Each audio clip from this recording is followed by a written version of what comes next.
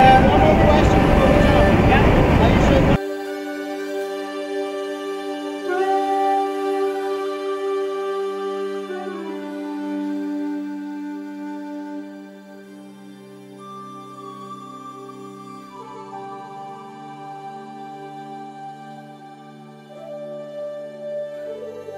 Hey guys, welcome back. I have thought so hard about this episode that we are about to get into, and my guest here. I've thought about the value that I want this episode to have, and also something that you can watch and what you can take away from it. So my guest today is one who works in the community, and this is going to be directly she will be addressing some of the things that is going on, and we are looking at COVID and the sort of the impact that it's had on families all around the world, not just locally but globally. And so I'm Rico Bottles, and my guest today is Jaryll Dunne. And just a little background here on Miss Jaryll Dunne. She's here because she has a story, and she will tell it. She's worked in many industries, including at one point owning her own business. Currently, she works as a senior family service advisor with Foster Garden Chapel. She worked in the funeral home business for over 24 years. She's a mentor, member of number of boards of directors for non-profit organization. She currently sits on the board for CARP and Senior Resource Council of Alberta. Now, I actually, Jaryll, looked that up, and I was trying to figure out what those abbreviations stood for, and it kept taking me everywhere. So, but welcome to the show, and thank you so much for being here. I do appreciate it. So let's start with who you are and where you're from. Thanks, Rico. Thanks for letting me be here. Actually, I am so excited about having a chance to spend time with you. That's great. I am Jaryll Dunne, and I have lived in Calgary since 1981.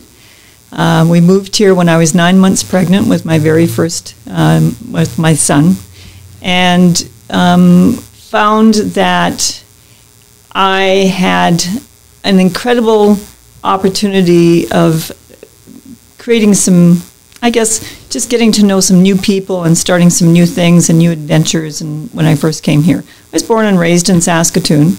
As a matter of fact, it's really fascinating because if you talk to a number of Albertans or Calgarians, you'll see that they've come from different provinces originally, as far as that's concerned. But the long and short of it is that you make a home wherever you may be. And Calgary was the place that we decided to be in. Not looking back. You know, it's funny, I once said that I would never move back to Saskatoon. However, I now have 3 children.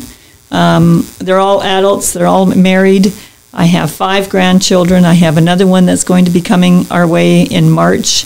And the part that I find really crazy about all of this is I've been really lucky to have all of my kids together in Calgary until about a year and a half, 2 years ago, when one of my son-in-laws took my youngest, my baby girl, and 2 of my grandkids back to Saskatoon. So never say never is what I get at. Never say never, because you never know where that's going to take you. Do you think that ultimately you may make the decisions to move back to Saskatoon? No, I don't think so. Not as it stands right now. You know, Rico, I truly believe that we are where we're supposed to be right now. And I think that's important to kind of hold on to.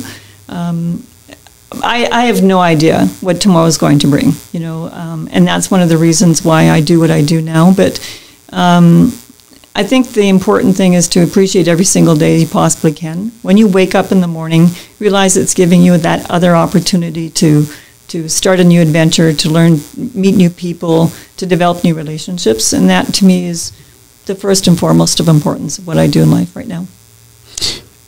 You know what? I agree with that, and I do like that you have that mindset.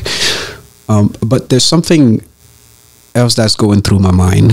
What do you think that says about this idea that we could be born in this part of the world and then completely leave that to grow up in somewhere else and make, even sometimes we have to move 3 times to make a place our home? So what does that really say about where home is? Is home a physical place where you're born, which is, that have your birthplace, or is this a place in your heart and wherever you make it?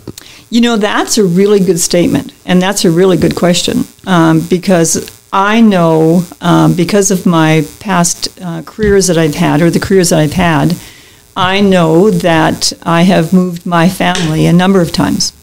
So I haven't always lived in Calgary, so I was in Saskatoon. I moved when my husband at the time decided that he wanted to become a paramedic. Mm-hmm. What happened at that point was that we had to move to Alberta for him to be accepted in the program, and we moved to Vegreville, Alberta. And that's where I started my banking career. We then moved to Calgary. I then had to go with the banking career. I then had to move elsewhere. So we moved to Edmonton, a number of places. And then there's been a number of homes in Calgary as well. And it's really, what I find really fascinating is that with the 3 kids that I have, who are young adults, and so the hard part is once a kid, always a kid. It doesn't matter how old they are. And if I talk to them about this, they kind of say, Mom, that kind of stuff. But the point being is this: it doesn't matter where you live. What's important is this, is where's your heart? Because that's where your home is. And if you have children, or if you have a family, as far as that is, that it's important to make sure that you're taking care of them to the best of the ability and making it easier for them. So I've known a number of people who've had to travel as a result of their parents being in the services, military of some sort, Army, Navy, Air Force, or whatever. And one of the things that they had said to me is that they never had a chance to establish the long-term connections with the people they met, because as soon as they did that, dad or mom was being transferred to another location. I think we make the decision about the longevity of the relationships we want to have.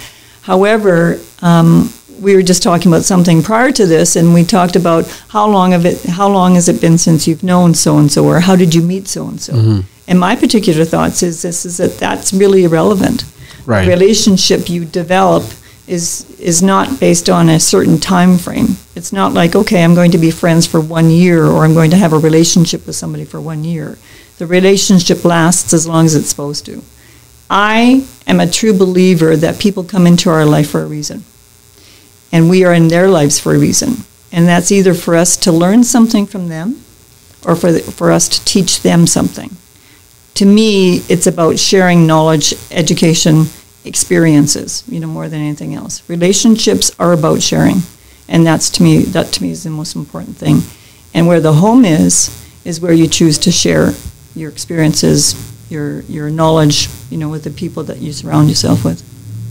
What's the greatest thing or lesson that you have learned from meeting different personality and different people? Everyone has something to teach. Everyone. Every single family that I spend time with now in the industry I'm in has taught me something new. And it's not necessarily about, academics as far as that's concerned. It could be responses to situations. It could be the sharing of emotions that pop up that are totally unexpected. It could be the experience they have because of their cultural background or their religious background and things like that. I've had a chance to work with so many people in the past 24 years in the funeral industry that I am humbled with having this opportunity of being in the industry I am, to have the career I have. And I know that everyone has something to share, has something to teach. It's just a matter of what it is that they choose to share with you, as far as that's concerned. I'm not worried about, the emotions that, that surface when I'm working with families who've gone through a loss, because every single emotion that they go through is an important emotion to experience. I truly believe that we are the people we are not necessarily about the decisions we make, but sometimes how we react to the challenges that are presented to us. And that's that gets into a whole philosophical thought behind that. But the point being is that we all have something to offer. And it's just about having open ears to listen to what they're offering. What would be some of the, an example of like the physical emotions that some of these families have expressed to you in regards to losing a loved one? Rico, this past year has probably been the most difficult year in all the 24 years I've worked with the families because of COVID. And not necessarily because the families who've lost the loved one has passed away from COVID, but because of the restrictions that have been implemented to protect everyone in the community. COVID is not kind. It's not something that I ever thought that I would ever experience going through in my lifetime, because with all the medical research that's been done, with regards to dealing with so many other things, whoever would have thought that something like COVID would be in our lifetime. Mm-hmm. The hardest part that I'm seeing right now, because it's so emphasized, is not being able to be with a loved one in the last few days or the last few hours or minutes of their life. And that to me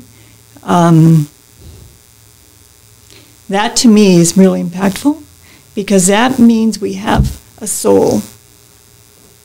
And I think I told you I was going to be emotional when I talked about this, because it is emotional. Families are having a very difficult time not being with their loved one when they passed away. And I don't blame them, because loved ones quite often say, I don't want to die alone, and in circumstances they did. They weren't able to have their family present. They weren't able to have their family hold their hand. They weren't able to see them take that last breath. I also feel that our loved ones who are leaving us have control more so than we know about when that last breath is taken. But the surviving families have also gone through some emotional turmoil. Can you imagine if your parent is in a facility because of medical needs and attention required, and you go to visit them every single day to feed them lunch and to feed them dinner, because those are the only times that you can go to be there. Can you imagine being told you can't do that anymore? And that loved one has dementia. So there's already some difficulties, some challenges that the loved one is going through, because as time progresses, their memory of those around them are non-existent. And if that one person that they remember is that person, that son or that daughter that's going to feed them on a regular basis lunch and dinner, doesn't show, there's confusion in that loved one's mind, but then also there's emotional turmoil in the son or daughter that can no longer do that. One family that I spent time with was doing that, and was told that they were no longer able to come in to see their mom because of the restrictions for COVID. So what they finally did, and this mom was not unable to use FaceTime or Zoom because of the fact that she just wasn't capable of understanding what that technology was. So they brought her to a window, and the son was there, and basically what happened was that so they could see each other, and so they were waving to each other and things like that. But it wasn't, Mom still couldn't understand what was going on. So then they opened up the window, the bottom portion of the window, so that there could at least be some sounds or some tones or some voices exchanged as far as that's concerned. But Mom's hearing impaired. Mom could not hear her son say, I love you, Mom. I can't be there with you right now. The difficult part to that was there's two sets of emotions going on at this point. And I know that the Frontline people in the care centers are doing their very best to help accommodate these families as much as they can. But what happened then was, I don't know if it was appropriate or inappropriate, or perhaps the frustration that caregivers were going through as far as that's concerned. I'm not going to be, it's not about blaming anyone, because what I think is important to understand is our frontline people, not only in the hospitals, but in the care centers and anywhere else, our first responders, they're getting tired. They're truly getting tired.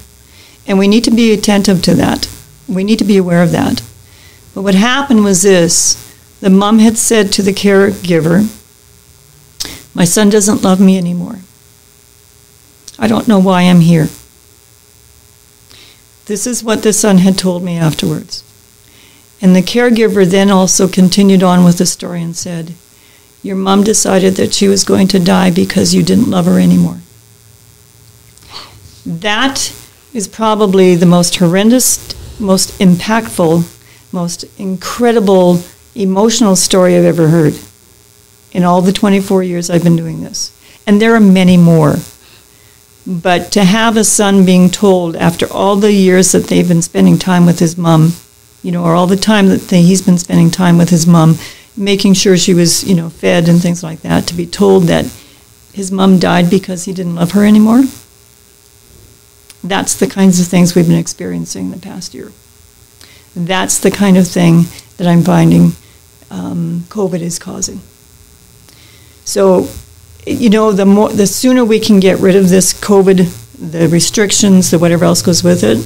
We already know, we're hearing that there's going to be some health care, some mental health things going on, with regards to surviving community, those who can no longer leave their home and things like that. I'm just hoping and praying that this does not continue because of that. We need to get rid of COVID. I don't know how we do it, and that's where we, as far as being normal people in the community, other than making sure we're taking the precautions to keep safe and making sure we are protecting all of those around us. Because those kinds of stories don't leave a person's memory in a month. That story will stay with that son's life, his whole life. You have one of the hardest job, and I do not envy you, as I would not want to be in your position. Hearing that kind of tale, that type of story, that vividness. How do you counsel a son, a child, a family that just experienced such horrendous thing? There's no other way I can describe it. How do you counsel that family to make them believe that tomorrow there's going to be sunshine and the flowers are going to blossom once again? And Rico, I'm not a grief counselor, but I listen. We have professionals in our community that have also been very, very busy because of the phone calls and the appointments that they've had to they've had now with families who've gone through this. I truly believe as human beings we have our senses for a reason. The sight, hearing, touch, smell. I truly believe that our senses are there for us to utilize to the best of our ability. And sometimes if it's just making a phone call to say, "Hi, it's Jaryll. I'm just calling to see how you're doing." I had a family that once said to me many, many years ago, "Jaryll, why don't people ask me how I'm doing when they've gone through a loved one?" And I pondered on that for many, many years, and I now make a point of making sure I ask families who've lost a loved one how they're doing, because sometimes they just need to have someone to listen to them. And, I also have families, surviving family members or other friends of family members saying, "I don't know what to say to these people." And I say, "Well, what do you feel that you should say?" And they say, "Well, I want to say I'm sorry for their loss." And I said, but are you really apologizing? We don't know what to say. Unless you've gone through the experience of losing somebody so truly important to you, you will not know how it experiences and what the experience is like. Enrico, what I can't say to the families I work with is I know what you're talking about. I know what you're feeling. I can't say that to any of the families I'm working with because even though I have lost loved ones, it's not the same. What I go through is not the same that you'll go through, the people down the street go through, or any of the families that we've worked with. But I do believe that we need to go through a loss of a loved one to understand the significance of the life that we're going through. Because my mom actually said this once to me. She said, Jaryll, you know what? If there's a first breath, there's going to be a last. You need to listen to what the world is presenting to you. We're human beings. We have emotions. We have intelligence. We have a right side of the brain. We have a left side of the brain. We walk, we talk. If we're able to mobile, we have some disabilities. We have a number of challenges that are presented to us in our lifetime. But we're still human beings. And if there's nothing else that I've learned in the industry that I'm in, is that we do need to care for each other. We do need to be conscientiously concerned of the community we live in and the people that we surround ourselves with. Because if we don't, who's going to? So how do I counsel? I don't. I listen. That's all I need to do. I just need to listen to see how they're doing.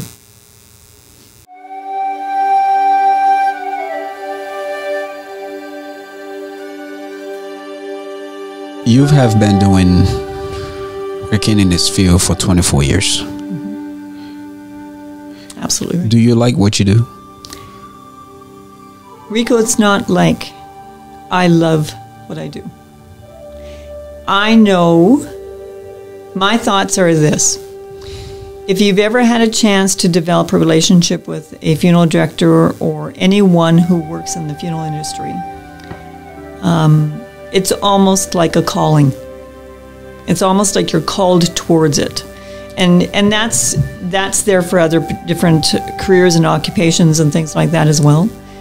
But the individuals that are drawn to the funeral industry are very special individuals in my mind. And I'm not just saying that the funeral industry is the only one that's like that. There's other industries that do exactly that. There's the same kind of mindset behind that. But a true individual that works at a funeral home is not there because of the income they make or the revenue that it generates. They're there because they know that they can help families get through difficult times or prepare the families before they go through difficult times.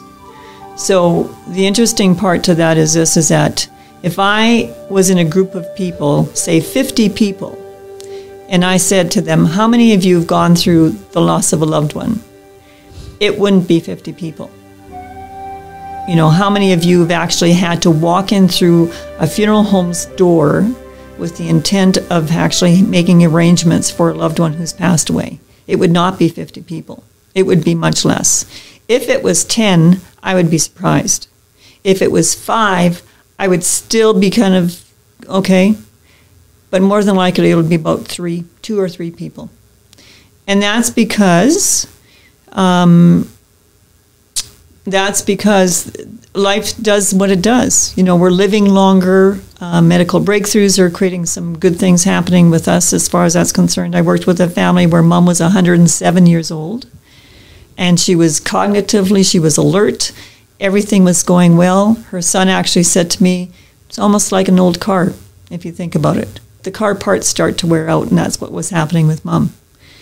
I think having an opportunity of working in this industry has been so, I'm so humbled to be in it. It's not about, again, like I said, it's not about income, it's not about revenue generating, it's about taking care of people, because it's important people are taken care of during this time. You spend your career, your life listening to people. Mm-hmm.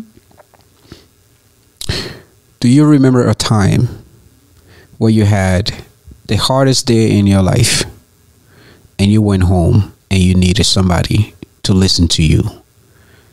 Describe that for me. You know, it's one of the things I hear over and over again is how people try to keep their personal life separate from their business life. And I think that there is always going to be an overlap of some degree, you know, as far as that's concerned. So working with a family where, you know, a child has passed away, you know, those kinds of things, those are very, very difficult times. And especially if the child is close to one of my kids' age. And my kids aren't kids; they're all adults. They're all married. They all have their own kids, you know, things like that. But I have to say that every so often there'll be a time where we are working with a family that it just grabs my heart, and it just makes me want to either scream or whatever. My husband and I have worked in the industry together for a while. He's retired now. He also has cancer. And one of the things I remember thinking is I can't burden him with the things that I'm going through because of what he's going through. However, he's also Irish, which is kind of changing my thought pattern as it stands right now. Because his comments to me is, Jaryll, we've been dealt with this, let's deal with it and go on. Okay. However, how do I go home to him and share what's going on with me? I can't. So, what do? Well, in the springtime, I garden, just so you know. And that's my release. And I think what that means is we need to be able to release at times what's going on with us. Because if we don't, it can actually, and there's been research and to show this, that if we do not release the stresses that we're going through, it can result in some serious medical conditions. I feel so grateful and blessed to have met Rick, and through Rick, met you, and to have you on this platform just at a time when I'm thinking people need to tune into the platform and watch it because they know that there is going to be a story on the platform that resonates with them. I just had a close friend of mine, lose a family member. Mm-hmm. And going back to that thing of what do you say to them? I've lost my mother at a young age. That was a tough time. Mm-hmm. But you're absolutely right. It's not the same. Mm-mm. I was a different person then. Mm-hmm. I'm in a different space of my life right now. So it's absolutely, absolutely hard to know what to say to anyone. And that's what I want this platform to be. Let it be a place people go and not be afraid. They're not intimidated to speak from their heart. Yep. It's your truth. You're absolutely right. And that was a really powerful question you asked, because that's where my concern with regards to the discussion of mental health is coming in, because we're starting to see the everyday normal people developing addictions. And addictions are not necessarily to the drugs or anything that goes with it. It could be the alcohol, it could be to the cigarette, it could be smoking, it could be just a number of things. That's my concern, because those, you know, at some point, when do you stop and realize that, okay, I think I got a problem, you know? If we don't have the resources to talk to, who are we going to talk to? And that's where there's still a stigma about talking to grief counselors or counselors of any sort. You know, if I go see a counselor, it means you know, there's something wrong with me. No, if you talk to a counselor, they'll help you get through the things that you get through. Do you see a counselor now? No, I don't. I don't see a counselor because I am so very, very busy. I don't have time. But your health. And I have my daughters. And it's really an interesting scenario. I don't have to say, I had a really tough day and I need you to listen to it. My youngest daughter, well, actually all my kids, they're very intuitive. And it's almost like we have this, we don't have to talk to each other, but they just sense something's going on and they'll call Mom. And that's how you get that relief. Yep. You get to escape. Yep. If you need to talk to somebody, you need to talk to somebody that you know will listen. And that's, and being a parent is important, and you need to be strong, and you need to be that guiding soul and whatever else you want to call it. But I think our kids need to know that we're human as well. And sometimes we just need to have them listen to. I release by physical work. If I need to release, I will clean my house like you wouldn't believe. If it's in the wintertime and I can't go outside, put me out in my garden. I have a Zen garden. I love my garden. It's got a fish pond, fish, lots of stuff going on. But it's about physical release. That's what I need. Sounds like something my mother used to do. That's how we knew we needed to get away for a little bit. Yeah, and you know what? It's funny how that works, because that's not an uncommon behavior. Yeah, that kind of thing. When you tell people what you do, has there ever been a time where you told people what you do for a living and they look at you strange, or said, or just had a stigma about it? And how did you react to that? What happens is it's not uncommon for them to be very uncomfortable with what I do. So I change the way I say things, so I don't necessarily say to them, I'm in the funeral industry. Okay. Kind of thing. What I say is I teach families to protect their kids, to protect their families. Because I do a number of things. I work with families after there's been a loss. There's an immediate kind of a structure with regards to the funeral industry that's set aside by our provincial government, and I truly appreciate that. And what happens is that when a death occurs, the family calls the funeral home, and they're very immediately in contact with a licensed funeral director. I'm not a funeral director. So I'm licensed by our provincial government to work with families before they need us, and then I step back into the family's life after the funeral director has done everything that they need to do to help them through the other parts of the situation, which usually has to do with paperwork, estates, and things like that. So the stories I hear from families are after they've had either the celebration of the life for their loved one, or whatever the family has chosen, with regards to the final arrangements for that loved one. I truly believe that we need to do as much as we possibly can to protect our surviving family members. My mom had once said to me, if there's a first breath, there will always be a last breath. And I think it's not about focusing on when that last breath is going to be, but, we spend a lot of time talking about a number of things. We celebrate a lot of things in life. We celebrate the birth of newborns. We celebrate the birthdays of everyone in our families and friends. We celebrate graduations, retirements. We're going on a vacation, woohoo, when we can get back on that plane and go someplace nice and hot on a nice beach or whatever. But, what I'm finding fascinating about life these days is that we're not in a position to celebrate a person's life because of the COVID restrictions we're in. We can to some degree, but not like it used to be. So the gathering of 50 or 100 or 150 or 300 people just doesn't happen anymore. We can't do it right now. But we must remember not to discount that person's life. And that's one of the things I try to spend time with families and just talk to them about. I talk to them about protecting their own family. Nobody wants to talk about the most difficult conversation that they can have in their life, and that's the time that we're not going to be here. But we talk about wills and power of attorneys and personal directives. We talk about legal documentation. We talk about life insurance policies, which really, is really for the surviving family members more than anything else. But we need to take the steps to be more proactive than that. Rico, the families who I find are willing to speak to me about that ahead of time and maybe talk about, okay, let's talk about my funeral. This is what I see.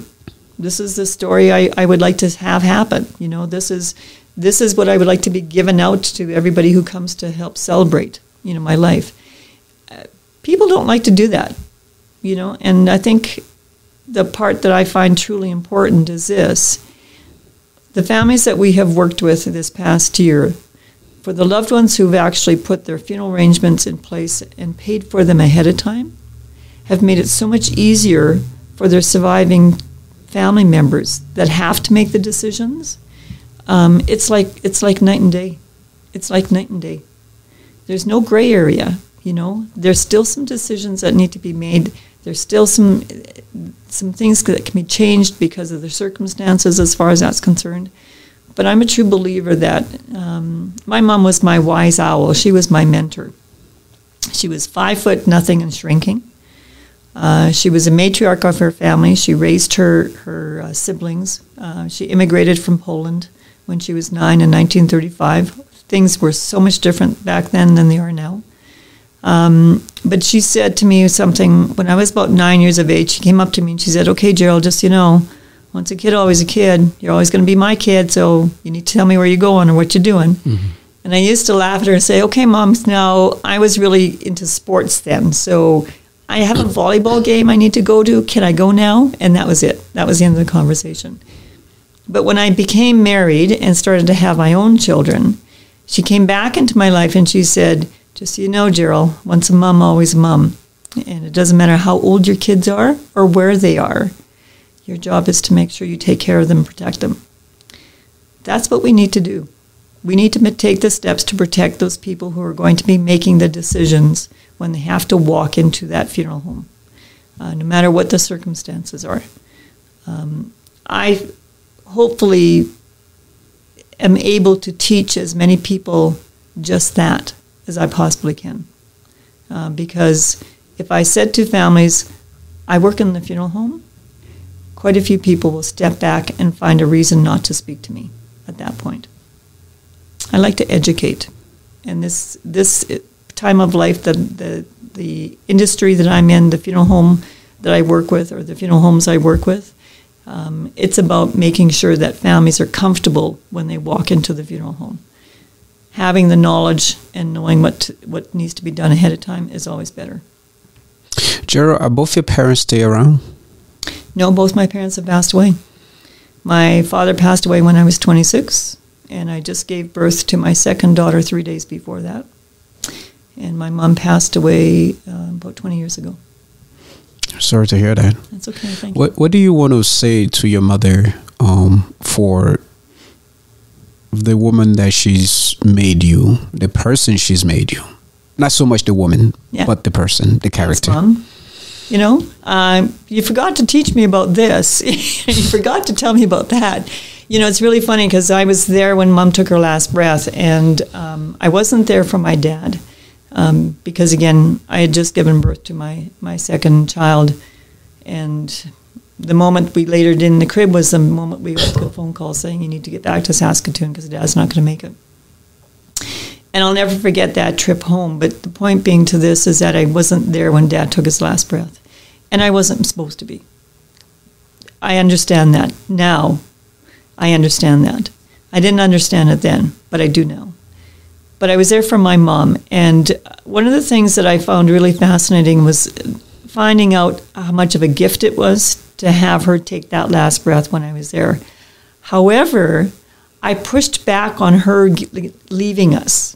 I had actually said to her at one point, when I had come into the hospital, because I came in from Calgary to Saskatoon at that point, and the doctor, her attending physician, met me at the elevators, and she said, "You need to know, Jaryll, your mom's in a coma, she's not responding. We don't know how much longer she has with us." So when I walked into her room, because I'd been back and forth from Saskatoon a number of times, you know, within that month prior to, I walked into her room and I said, "Mom, it's me, I'm here again." And, you know, I remember thinking that yeah, no, I'm not ready for her to go. And I said, you can't leave me yet because you haven't taught me everything you need to teach me. And, it's kind of an interesting thought because you talk to these people, you always talk to a loved one who's in a coma because they do hear, they are able to understand. And I remember at that point, she opened her eyes and she said to me, I taught you everything you need to know. And then she closed her eyes. And then very shortly after that, she took her last breath. And I remember thinking, first of all, I thought she was in a coma and that she wasn't responding. But it just validated my thoughts about how our loved ones really do, in many ways, and not everyone's, but with the stories I've had families share with me in the past years, it really does let me know that our loved ones sometimes do have more control about when they're going to take that last breath compared to not. And that's not something that's researched or proven scientifically or academically or anything that goes with it. It's just a sense that I have inside myself that does that. So it was a gift when Mom did that.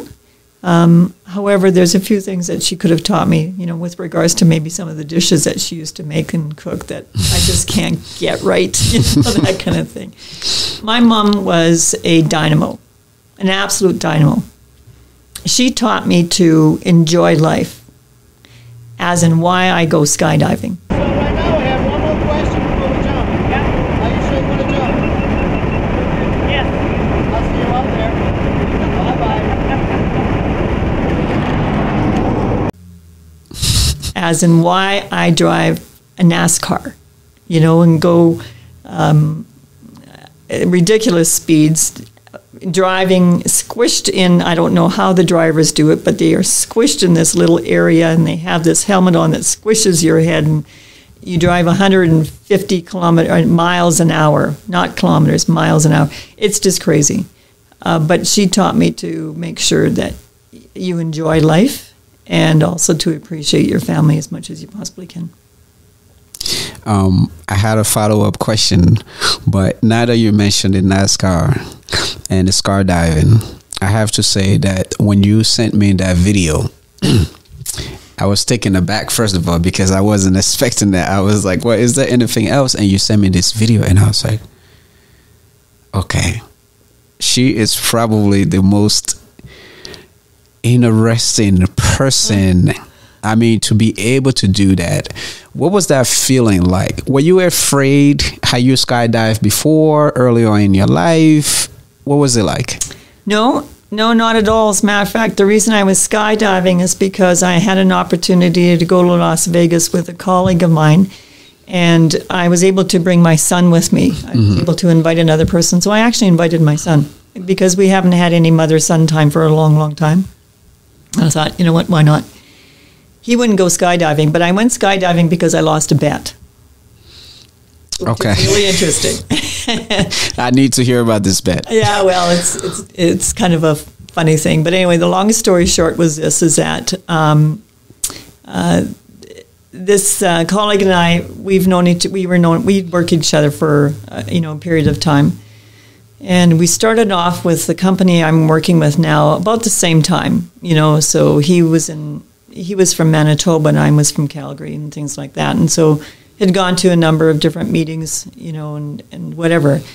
Just developed a really good relationship, and we always had a little bit of a competitive edge over each other. Because no matter what, Rico, the funeral industry is the funeral industry is the funeral industry. But we're still a business, just like every other business is. Even if you're self-employed, if you have your own company, you have to take a look at all of the elements to continue on being in business. Anyway, the long story short is that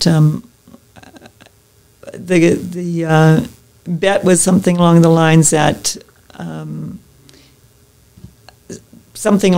of having a better team of people to work with than he had, that kind of thing. Mm. And I truly love every single person I work with at Foster's Garden Chapel because of the fact that it's a team of individuals that just get that you have to work as a team.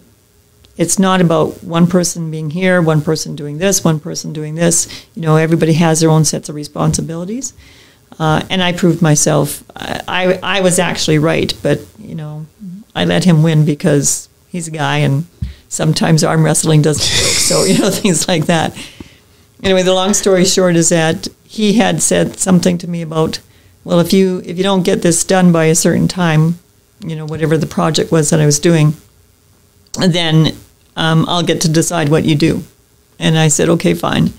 And I think the project I was working on was something that was labor intensive, and I don't like paperwork. Give me people, let me have a chance to, whatever, but paperwork is necessary as well. And I lost the bet. And the long story short is that he decided, and he said, okay, so we're going to Vegas, right? And I said, yep. And he said, okay, you're coming skydiving with me. And I said, huh, okay. Well, it was on my list of things to do in my lifetime, but I never thought it'd be this soon. Right. Anyway, the long story short is that it was probably the most incredible experience I've ever had. It was, in the video I sent you, my trainer, who was my tandem diver with me, who was absolutely incredible, he had this, it's one last question. He had one more question.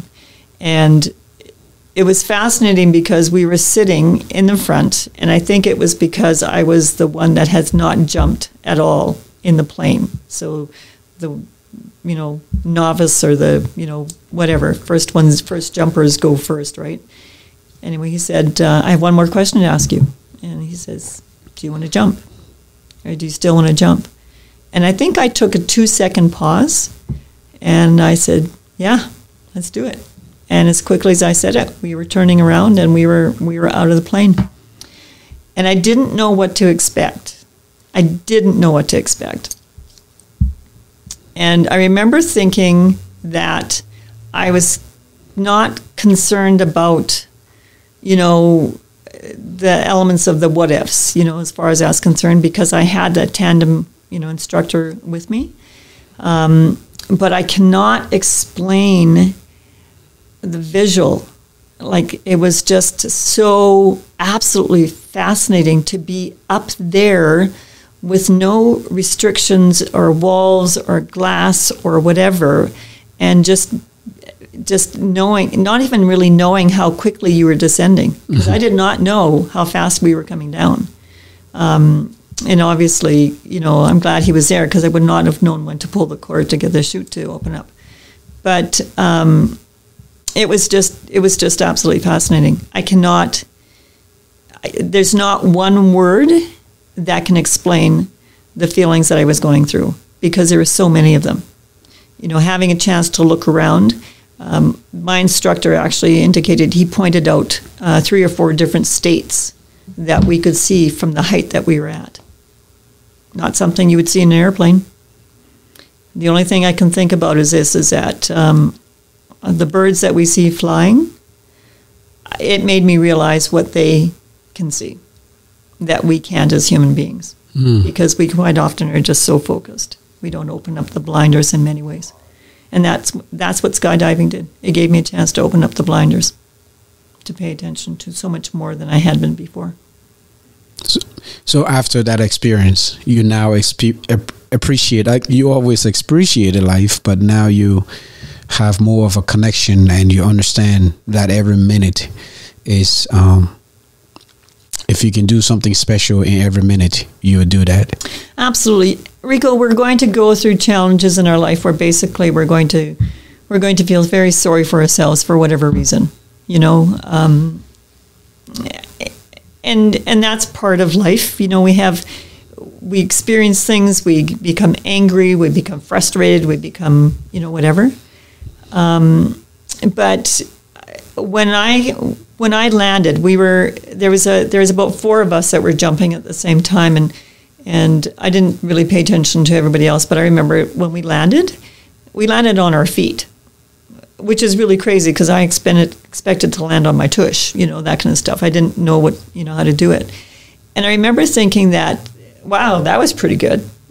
we did a good job, and the instructor was quite happy with how it went and everything that goes with it. But I remember thinking that, you know what, in life we have a tendency of being either guided, not guided, but sometimes we're swayed in one way or the other to take on beliefs that, everybody else tells us that we need to believe in. And I'm not talking about God or universe or anything, Buddha or anything like that. I'm just talking about, our sense of life in general. If I'm having a bad day, everybody should have a bad day. No, that's not the case. If you're having a bad day, stop and try and figure out why. What is it that's causing that? Because there's something there that's causing it. And I think what happens is that, my husband is not well right now. And I think what's important to understand is when you have solid relationships, you get through those, misconceptions that are out there. Somebody once said, if somebody says to you, if it's Friday the 13th, it's going to be the worst day of your life, as far as that's concerned, because there's a superstition that Friday the 13th is a bad day. I was born on a Friday the 13th. It's the luckiest day I ever have. Every Friday the 13th, it's always a really good day. So you need to break through those beliefs that are being passed on to you. Mm-hmm. And I know our parents do that in many degrees, in different ways, unfortunately. But you know what? Life is much more than sometimes what we're told. We just need to open our eyes and need to pay attention to it. That is fantastic.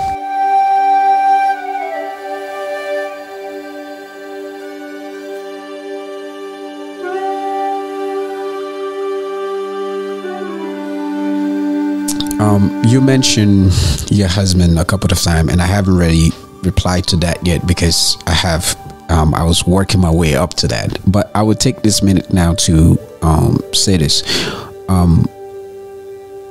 I'm so sorry for your husband and his current situation and what he's going through, because I think I mentioned that I lost my mother, and I lost my mother to cancer. That was years back. And so I remembered being so afraid as a kid. When we talk about losing loved ones, oftentimes we're not even, and we go through that grieving period, we're not thinking for them. Especially at that age, I was not thinking for my mother. I was thinking for me. The question in my head was, what would happen to me now? Mm-hmm. What's next? Mm-hmm. It was all about, well, why is she leaving now? She's not supposed to leave yet. She's supposed to be here. So I want to say I'm sorry, but I'm also very grateful and happy that your husband is still around, because this means that you all have today to spend this hour, this minute, and tomorrow and the day after. And I think all of those things need to be acknowledged now. Absolutely. What I want to take you back on now is, what was the most vivid memory of you and your husband? The most vivid, happiest memory of you and your husband?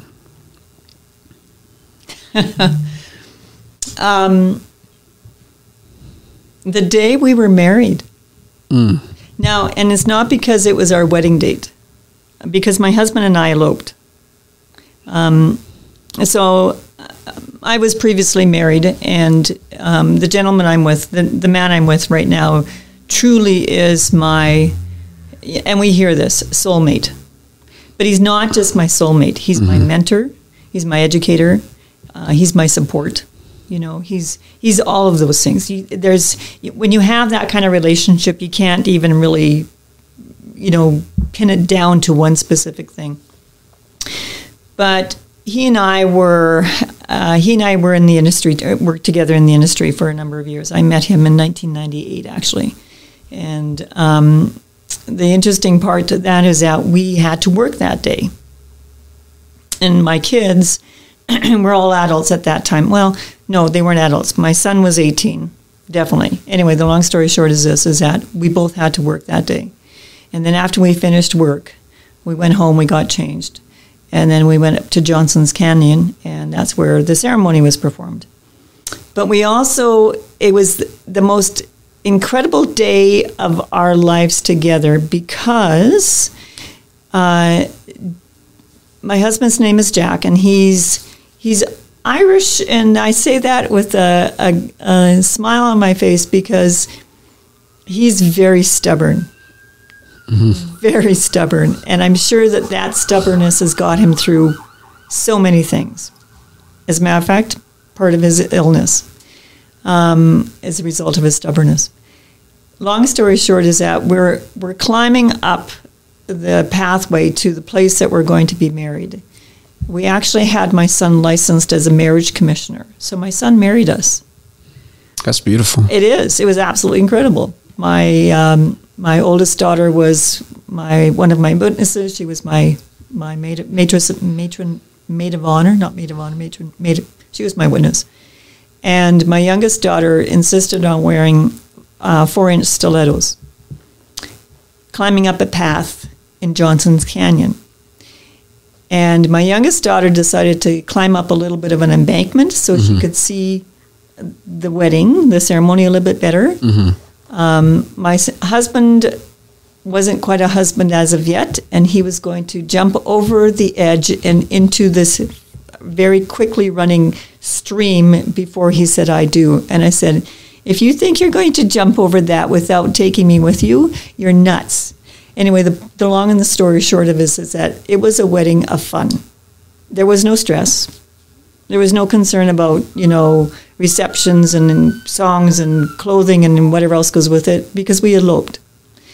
And we came home and we celebrated, and there was very few people that were invited to come to the ceremony because we wanted to make it very private. And we came home and we had pizza and beer. And it was the most incredible day in our lives together. And we had lived together for a period of time prior to that. And it was my youngest daughter who actually got stranded up on that embankment with her stilettos. We had to help her down because she couldn't get down because of her heels. And as we're laughing about it, that's exactly what the whole day, that whole part of that day was like, things like that. So it was probably the most, it was one of those days that I'll just never forget, that kind of stuff. Will he ever go skydiving with me? No. Will he ever go NASCAR driving with me? He might. We just have to get him well enough to be able to do that, because that's something he truly loves to watch. And yeah, it was pretty wild. Thank you for sharing that. I hope that he gets well and that he get his behind. Oh yeah. In that vehicle. Oh yeah. And go NASCAR driving. Oh yeah. Because I think with me, we'll be racing on the. Absolutely. Absolutely. You can be in one vehicle, you can be in the other, and it can be just for old time's sakes. Now I've taken up more than the time I indicated, so now I'm going to give you a choice.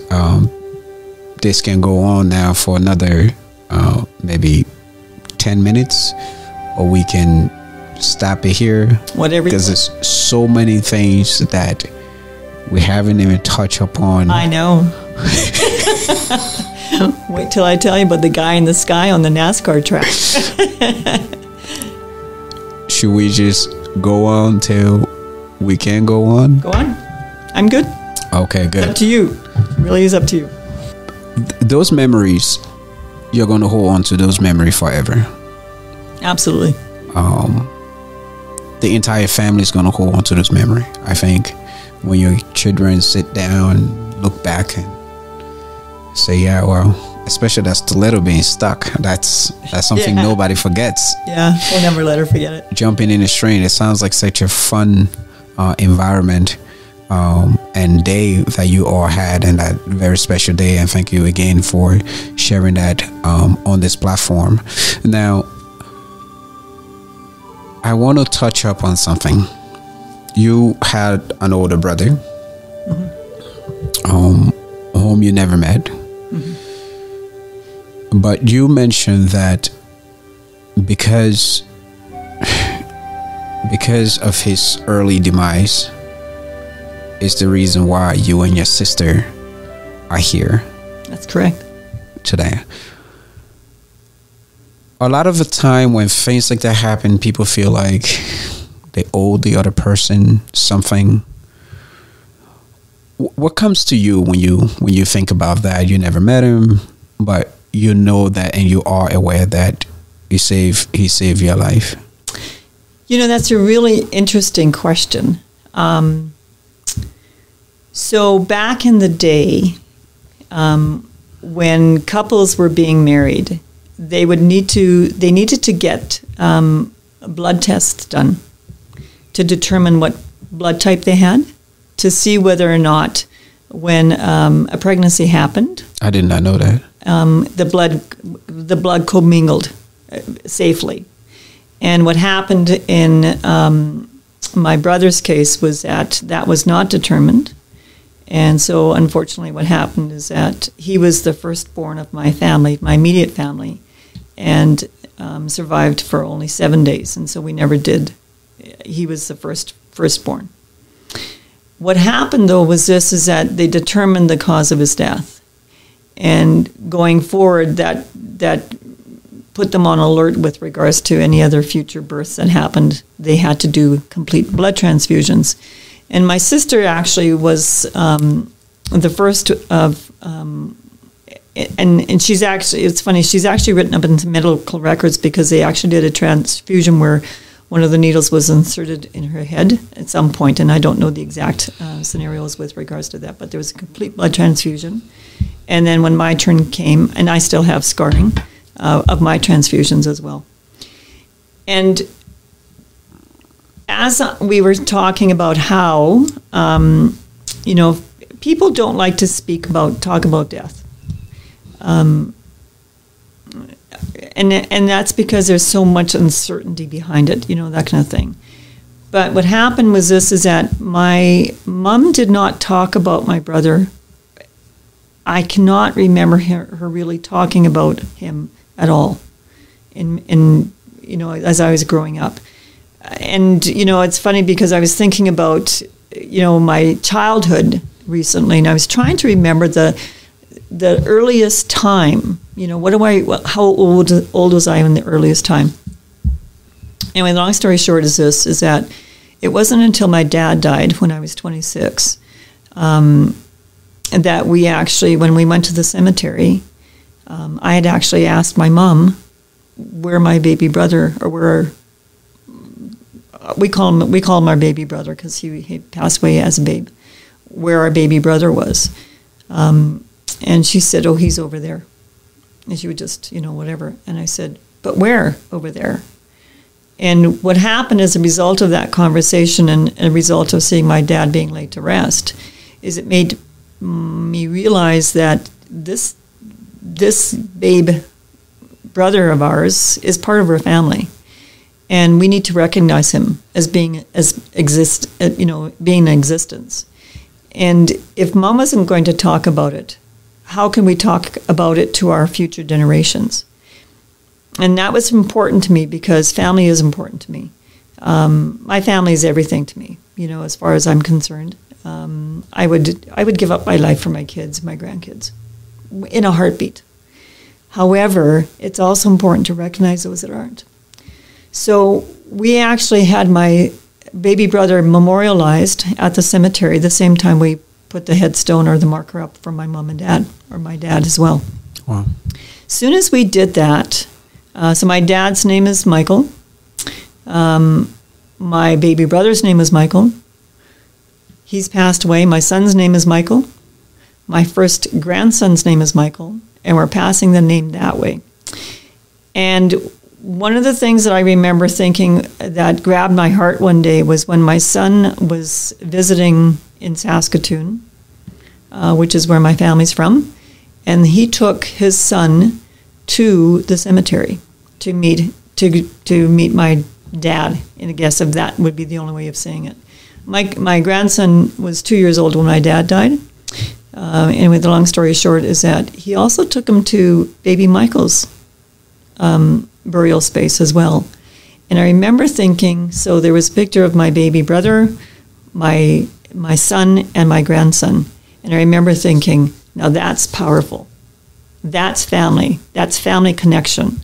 Families have different dynamics, and I respect that. And I'm never here to judge people. I'm not good at that. Everybody is here for a reason. And when I remember seeing the 3 Michaels, I remember thinking, that is something that we need to make sure that we continue on and share for generations to come in whatever way we possibly can. My dad was a World War II vet, and I have his dog tags and his service books from World War II.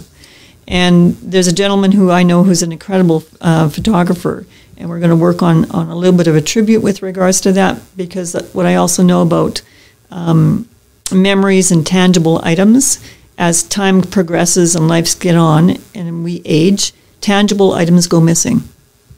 That kind of thing. But photography and photos and things like that do not. They stay in existence. So we're going to work on that a little bit.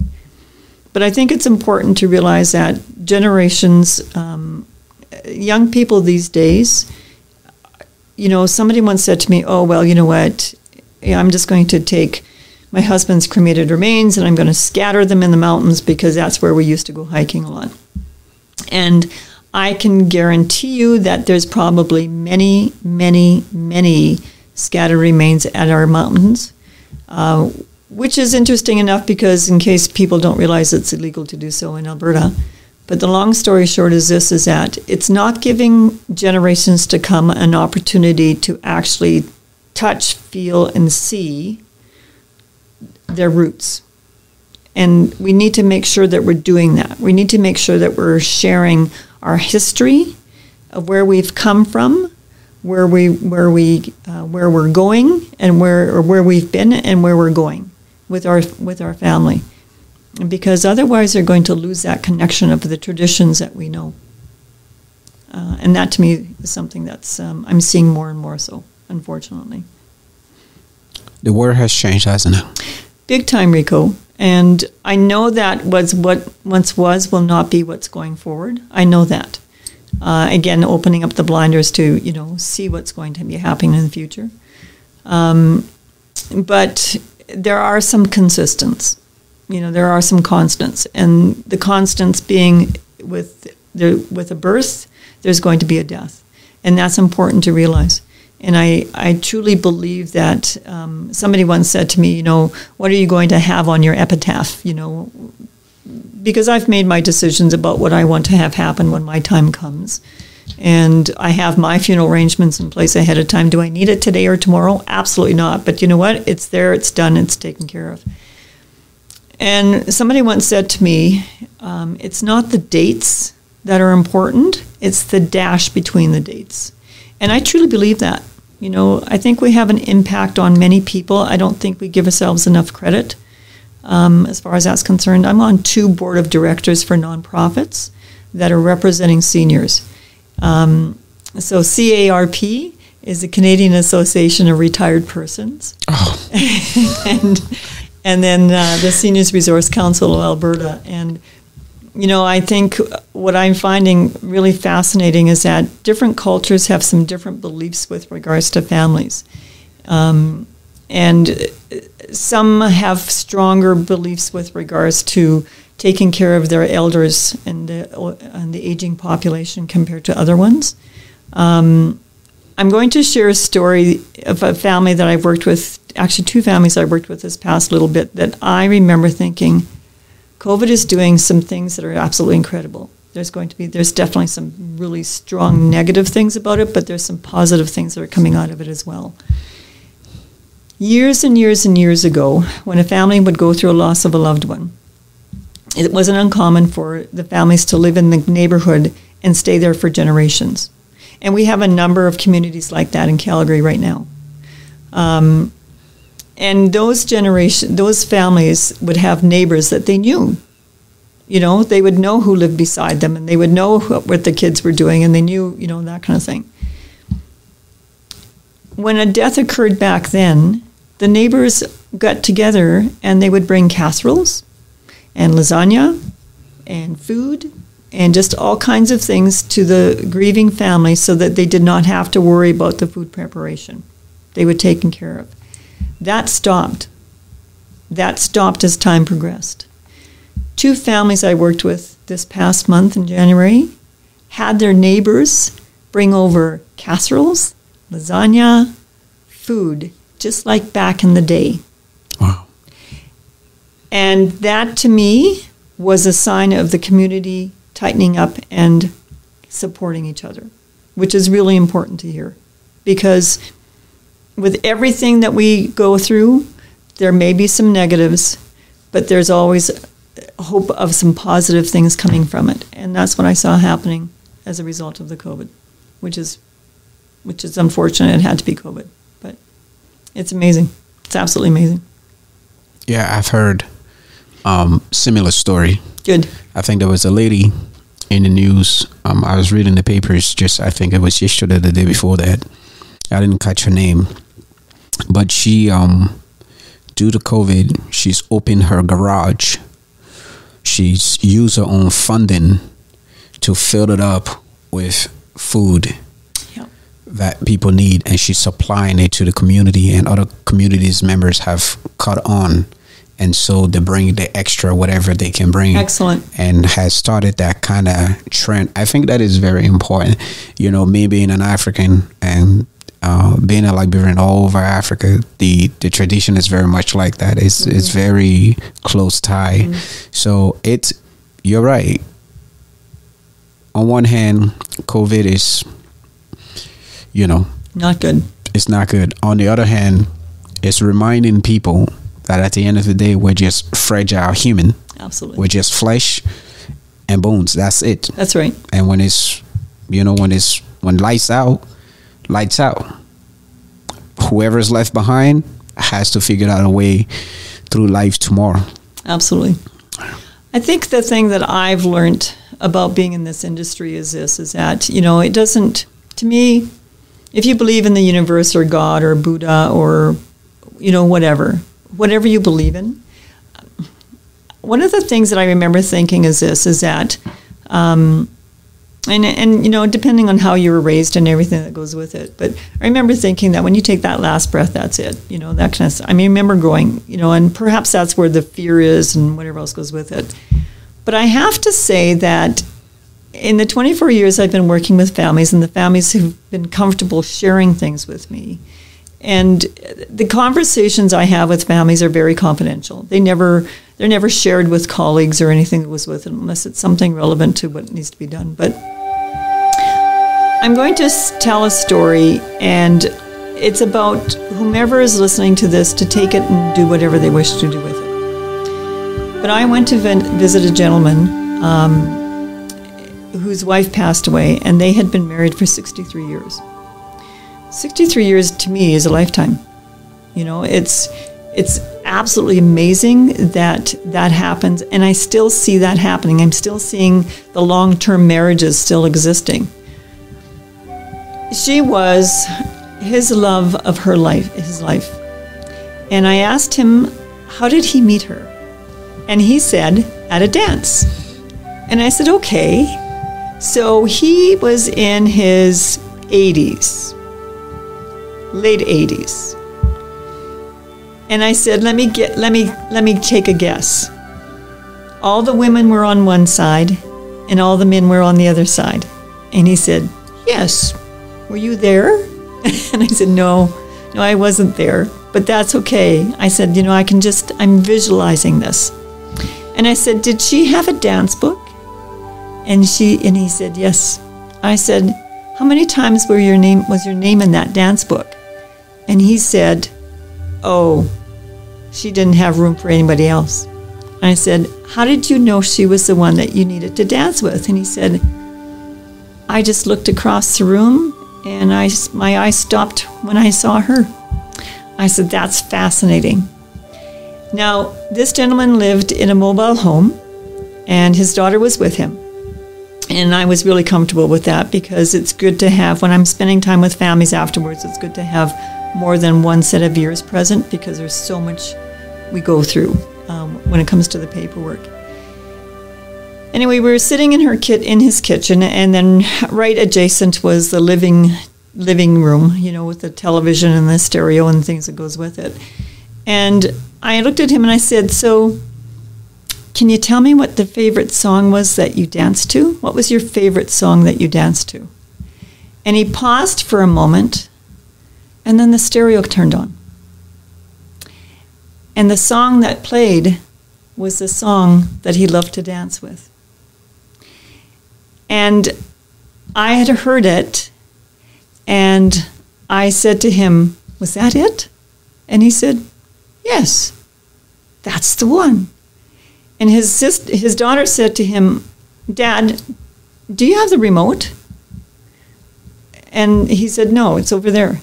And so his daughter said, "Well, who turned on the stereo?" One of the things that I truly believe is that there's more to life than as we see it. We just don't see it. And we're not meant to see it as of yet. But that's not the first story, or that's not the first experience I've had with families. I just truly believe that this world can be such a fascinating place to be in if we just open our eyes and listen to those who have important things to say to us, and open our eyes to what they are showing us or teaching us. Life is incredible, Rico. Absolutely incredible. And we are not going to like everything that we go through or everything that we experience. But I truly, truly, truly believe that we are where we're supposed to be right now. If I get into my car and I don't make it home, it's because I've done what I'm supposed to have done.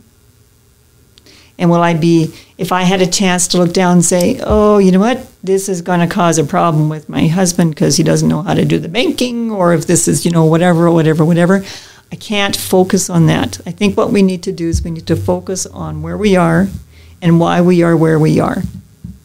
Because we're here for a reason. Wow. That is so incredible. I mean, I have goosebumps. And that's not uncommon to hear. And that's just one of the stories. It's just, there's something beyond what we can touch and feel. There's something. I don't know what that something is yet, and I won't know until the time is right. But there's something. Do you believe in God? I believe in God. I believe that there is something that is giving us a guiding something, I was raised Catholic, as far as that's concerned. Am I a staunch go to church every Sunday kind of Catholic? No, unfortunately not. But I have a belief that there's more to life than what we see.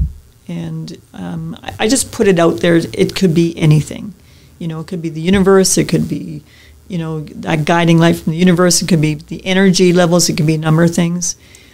I just know, as a result of the stories that I've heard from all the families that I've heard stories from, that there's something more. How do you know you believe in God? And that's a really good question because, I think as human beings, we need to have something we can hold on to, visualize, So, there's different drawings of what, Jesus looks like or God looks like or, whatever. I mean, how do we not know God's not a woman? We don't.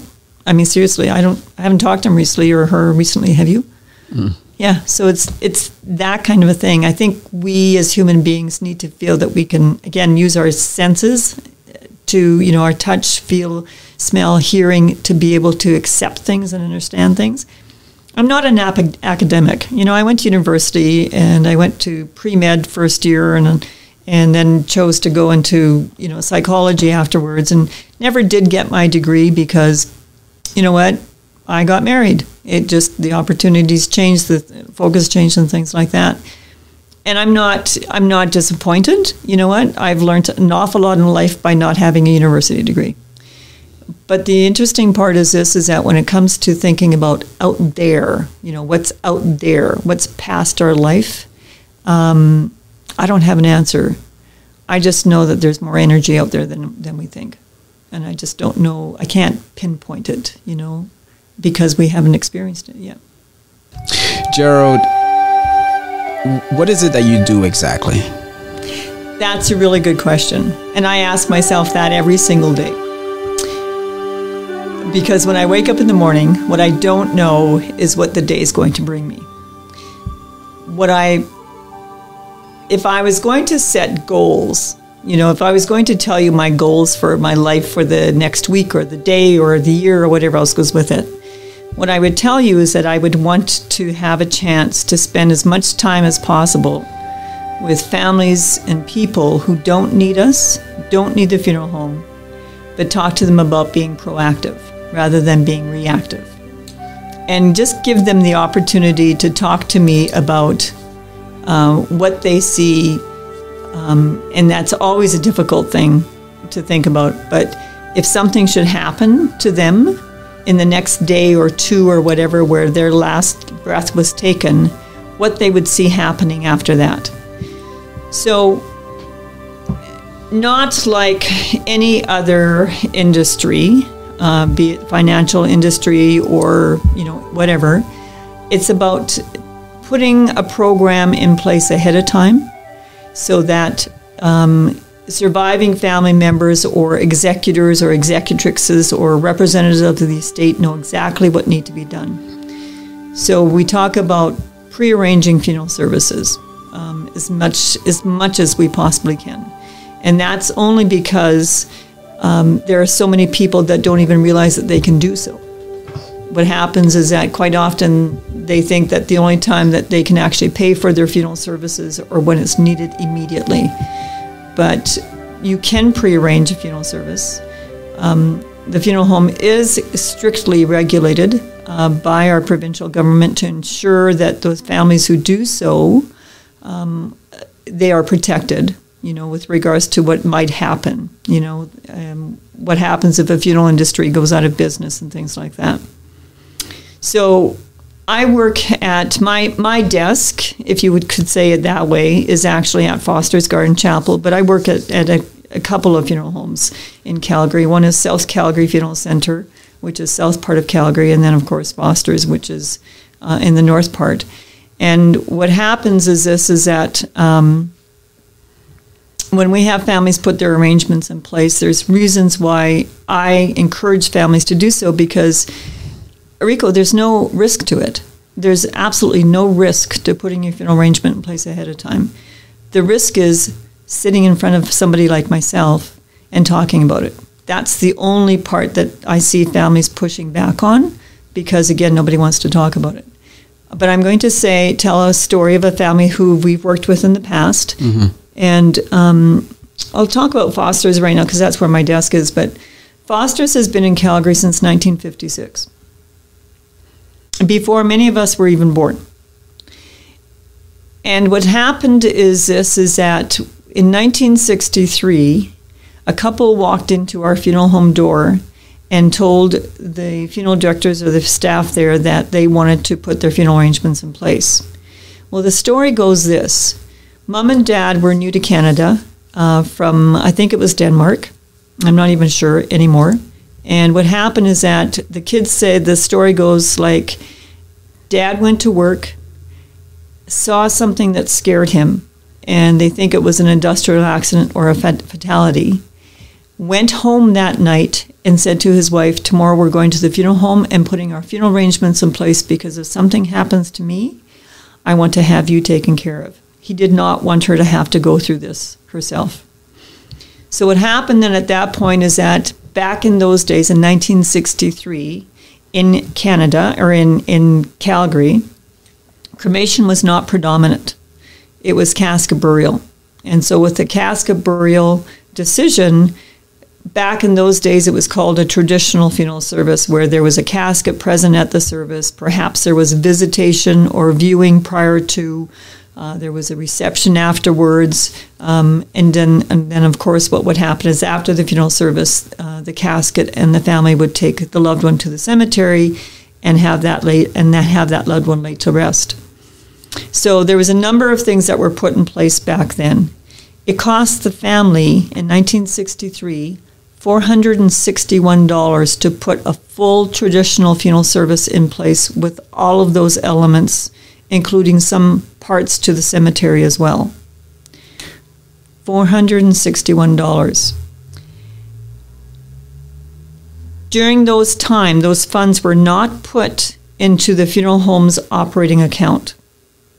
They could not be deposited into the funeral home's bank account. That's where the provincial government steps in. The funds were held elsewhere. In other words, they were held in a third party, away from the funeral home's operations. So if something happened to the funeral home, it wouldn't impact the funds that were there for the family for the funeral services. Dad passed away many years ago. So 1963 to 2001, well, actually it would have been 1963 to 2019. That's a long time. That's, 60 years? I don't know, whatever the time frame is. Dad passed away many years ago. Mom passed away 2 years ago in 2019. And her kids were the representatives of the estate. I had a chance to talk to Mom a couple of times, and it was funny because she's been around since 1963 with our funeral home. That's where her arrangements were in place. And she would call every so often to update some information. And I remember the very first call I had with her where she said, "Jaryll, you're new there, aren't you? How long have you been doing this?" And so she's expecting maybe 3 months, 6 months, a year, whatever. And I said, "Well, it's been a few years, 20-some years." "Oh, then you do know what I'm going to talk about." And I laughed because it's really neat to have those kinds of comments. And she was changing some of the songs that she had chosen. And when you put prearrangements in place, you don't have to go that far. But she wanted to make sure her kids were going to listen to her this last time. Mm-hmm. Long story short, in the 80s in Calgary, my mortgage rate was 18%. That's the lending interest rate. The investment side was higher, much higher than it was now. And the long story short is that when the kids came to put the final arrangements in place for Mom, the kids didn't know the impact for putting their funeral arrangements in place ahead of time. So as the funeral director is going through things and showing the different costs involved with the different services and products that are being put in place, at the end, the son pulls out his wallet to bring out his credit card and he asks the funeral home or funeral director who was working with them at that time, "How much do we owe you? Because we know Mom didn't pay that much when they did this." And the funeral director said nothing, absolutely nothing. Because when Mom and Dad put their arrangements in place in 1963, it froze the cost of the products and services they put in place. So it doesn't matter what happens to the prices over time. Whatever they paid is set in stone for the items that they put in place. The interesting part to all of that was this.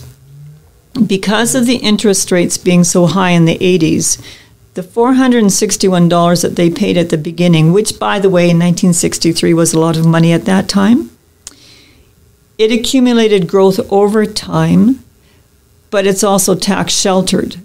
So the Mom and Dad did not have to pay any taxes on the growth because it's part of the benefits of prearranging, as far as that's concerned. But we had too much money. So because of the growth it had, we ended up reimbursing the estate quite a bit of money because we had too much. There's no risk to putting funeral arrangements in place ahead of time. As a matter of fact, the amazing part about putting a funeral arrangement in place ahead of time is this. When a death occurs and nobody's expecting it, Rico, the very first question that comes to mind is this. What do I do now? Who do I call? Families don't know, because if they've not gone through the experience of putting an arrangement in place for a loved one that's important to them, they won't necessarily been participating in the decisions that need to be made. I hear 2 questions from families on a regular basis who do not have arrangements in place ahead of time for their loved one, and that is this: I don't know if I did the right thing, and I don't know if this is what they wanted. And those 2 questions for the person that has to step up and make the decisions, those 2 questions last a lifetime, because they never will know if they did the right thing, because their loved one who passed away never talked to them about it. It's not uncommon for me to hear from families that I spend time with, and I meet with, and I educate, and I do a number of seminars and things like that as well. It's not uncommon for me to hear families say, you know what, we're not ready for that yet. We don't need it. What I can tell you about what I do is that we never know. It's not that I want anyone to hold on to the thought about, okay, my last breath is going to be on such and such a date and such a time. No, that's not it at all. But it's about being proactive rather than reactive. And a lot of families that I've been speaking with in the past number of years that I've been spending time with, they say, well, you know what, I have my life insurance policies and it's going to take care of it. And I'm so pleased that they have life insurance, because that's going to help with sustaining the standards of living of surviving family members, perhaps education of kids, or the wishes of transferring some funds to grandkids or whatever else goes with it. But life insurance agents these days, or life insurance companies these days, now have to do due diligence, even more so now than they ever have done before.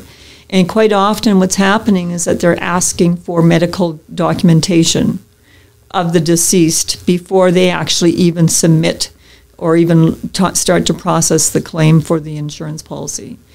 And unfortunately, what's happening is that years ago, funeral homes used to be able to provide a sense of grace with regards to payment for funeral services being provided. Unfortunately, we can't do that now. And, it has to do with the history of business more than anything else. But unfortunately, there's been some families that just weren't able to pay the costs involved and consequently didn't pay. And so now funeral homes have to now ask for payment, either at time of services or prior to, if it's not prearranged. So your role in all of this is so you sit down with the family, mm-hmm. and you educate them, mm-hmm. on the importance of prearranging, just in case something was to happen. So it's almost like an insurance. Is that correct? Am I getting that correct? Almost like an insurance? Like a death insurance almost. Not quite. No. So I'm not a lawyer, but I've been working with estates for 35 years now, just, from my financial, background, and then, of course, in the past 24 years as well. And if you think about it, what happens is that I encourage families to put wills in place. Individuals, anybody who owns a car or has an investment or, just anything, if you have a house that's registered in your name, you definitely need to have a will in place. And that's going to give guidance to the community who to listen to. So if you think about it, when you see a lawyer or you talk to a lawyer about putting a will in place, one of the questions that they're going to ask is, what is your wish for your final disposition? Mm-hmm. In other words, do you want to be cremated or do you want to be buried in a casket? And that's important to have that decision made, because, again, that's giving guidance to whoever is going to have to make the decisions at the funeral home. At least one decision is mm-hmm. done, and the main one. What I do before a death occurs is, just like you said, I educate, I spend time with families, I talk to them about the options available, and what I don't do is I don't tell families what they need. I listen to what families tell me that they see happening, and we put a program in place, and then we make the payments towards that program. So the same way that you put a will in place to make sure that people know what you want to have happen if perchance, let's just say, and my poor husband, I think I've knocked him off, I don't know how many thousands of times when I talk to families about, taking care of things. But So if my husband passed away and everything's joint, it's easy because everything's going to be, transferred over into my name. But when I pass away, the kids don't get to sell the house just like that. There has to be documentation, legal documentation, to give them guidance to do what they need to do. Part of that guidance should be letting them know that the funeral arrangements are in place. I've chosen casket, and this is my personal choice, and there's no wrong or right answer as to what families choose, whether they want casket, burial, or cremation. My personal choice as it stands today is casket burial. So on my will, it says, I wish to have a traditional service with casket following the funeral arrangements I have in place at Foster's Garden Chapel. There's nothing more specific than that kind of direction to the representative of the estate or surviving family members, so they know when I take my last breath, who do they call? Foster's Garden Chapel.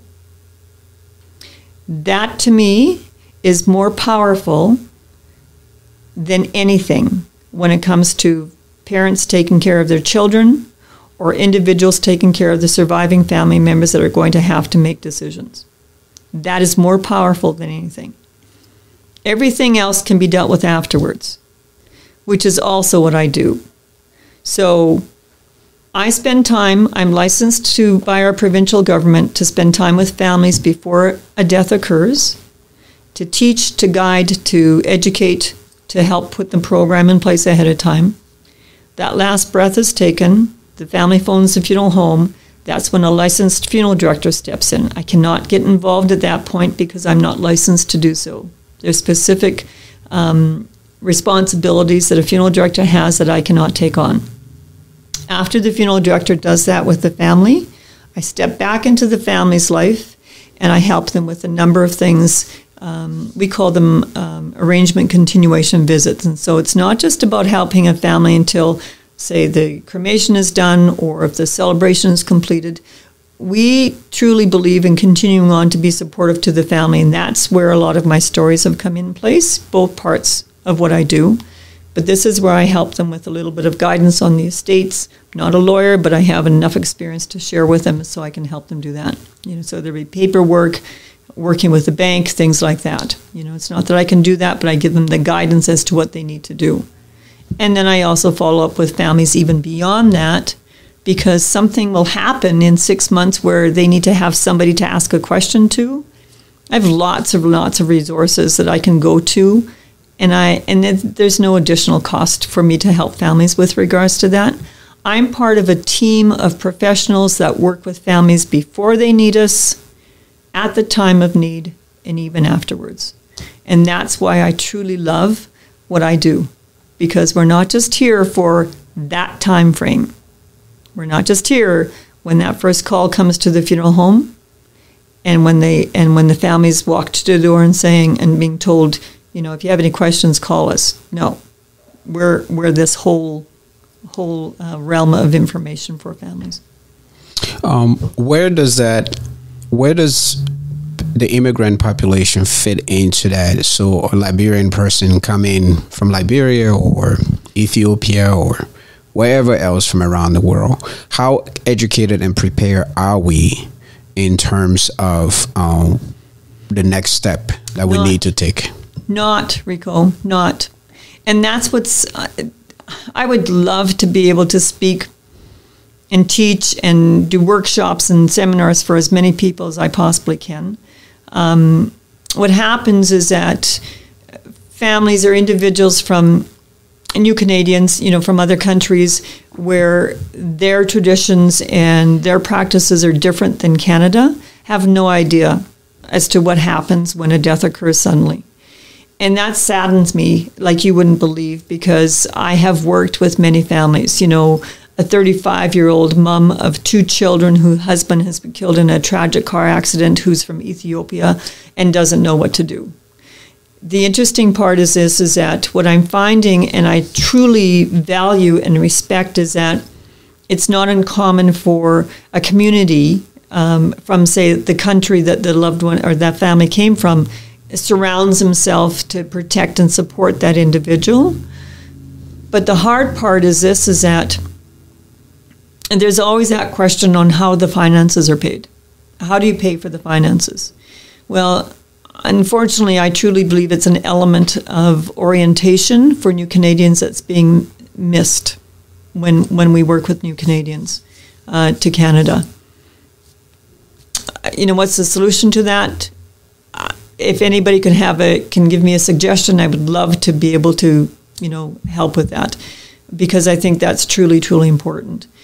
What I find happening is that quite often, if the community surrounds that family of loss, they still may not know about what the estate laws of Alberta are all about. And like I said, I'm not a lawyer, but I definitely have a good number of resources that have taught me over time to be able to at least share some information to families so that they're aware. And what's really crazy is that in some countries, it's not just the family that raises the children, it's the community. So in some countries where if a parent passes away, that's okay. The community is still there to help raise the child. In Alberta, and I'll talk specifically about Alberta because the estate laws in each province is different. Things that British Columbia requires when an estate happens is much different than Alberta, then much different than Saskatchewan, and on and on and on. But the long story short is that I did work with a family where they were fairly new to Canada, and a mom had passed away very, very tragically, very unexpectedly, and there was a little 4-year-old son that was surviving, and a husband. And that was still good because the husband was still there, so dad was still there. But about 1.5 years, 2 years later, dad died as well. And so now this little 4-year-old has no parents, has an uncle, has grandparents that live in Calgary, live in Alberta, and their thoughts were again back from where they came from, the home the country they came from. That's okay. We'll raise this child. It doesn't work like that. There was no will. There was no indication as to who the guardian would be of this 4-year-old child. So the uncle had to apply for guardianship with the courts of Alberta to be able to have custody of that child. That child had to go into child welfare custody and care until that was taken care of, until they were able to convince the courts that they were going to take care of this child. It's different in every country. And unfortunately what happens is that that's the part that families need to be aware of, you know, and that's just that, like I said, I think that's just one element of the orientation of being a new Canadian that's being missed out. There's so much that needs to be taught with regards to what to, you know, to be ready for that end of lifetime, whatever that end of lifetime is. And I don't just work with the aging population. I don't just work with families who've lost a loved one who's in their 80s and 90s or 107, as I'd mentioned at one point. I work with families of all ages. And it's not uncommon for I to be sitting with the families at this part where I'm trying to help them with the paperwork and what to be ready when they go to see the bank and things like that. It's not uncommon for them to say, I have no idea what to do. I can't even remember the decisions that were being made, you know, with the funeral director. I call it the fog.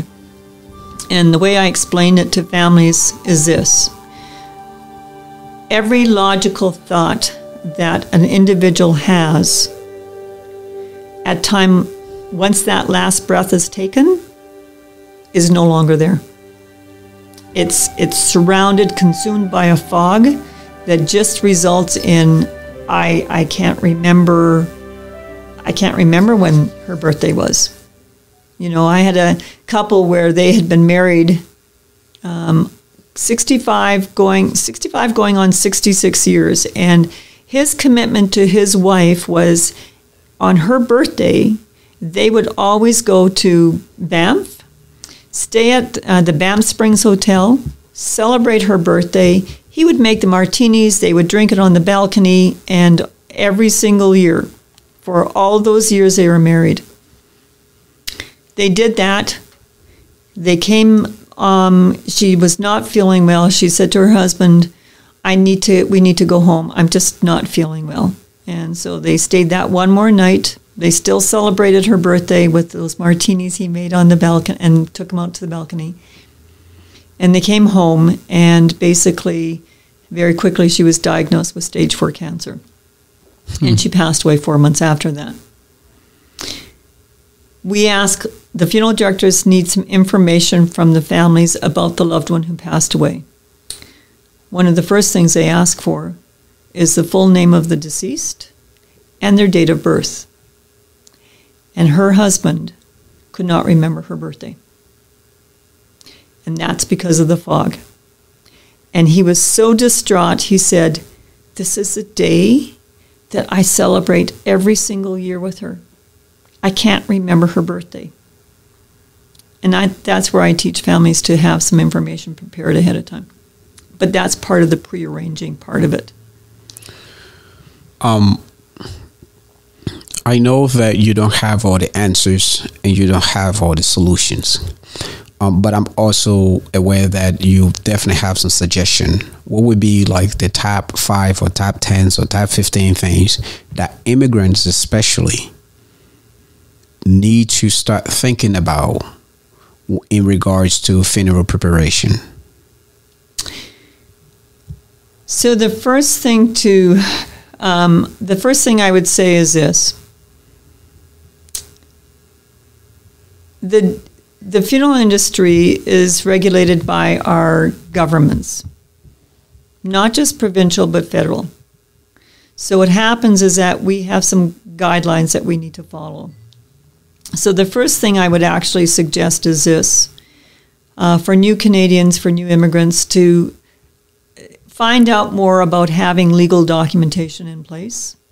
And the 3 legal documents I always talk about is a will, a power of attorney, and a personal directive. And I won't go into details of what they are because that's a whole different discussion.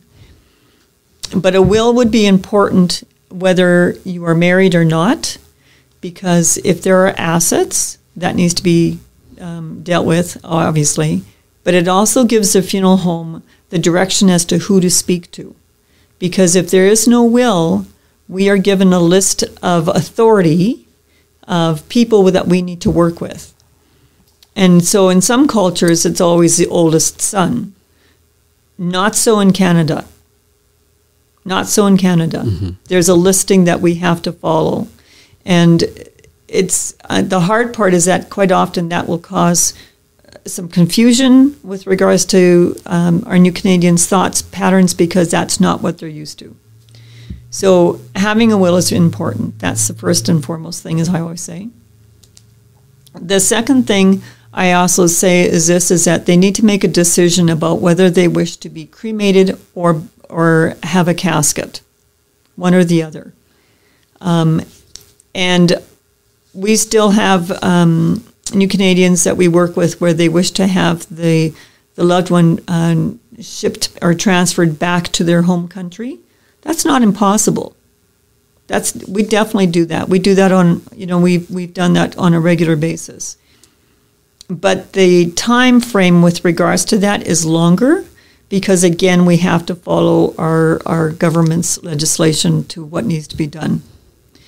But it's important to know what you would like to see happen to make the decision in cremation or casket burial, and then placement of the remains after that, the human remains. And so placement of the human remains could be either at a cemetery in Calgary, or if they're going to be sent back home to make sure they have that decision in place.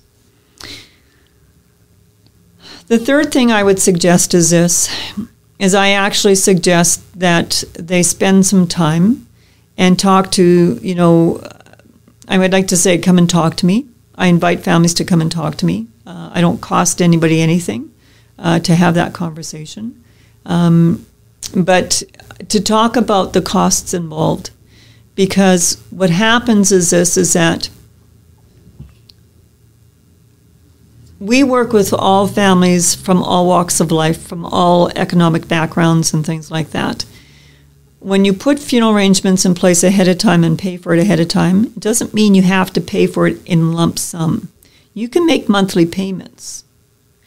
whatever works with your financial budget.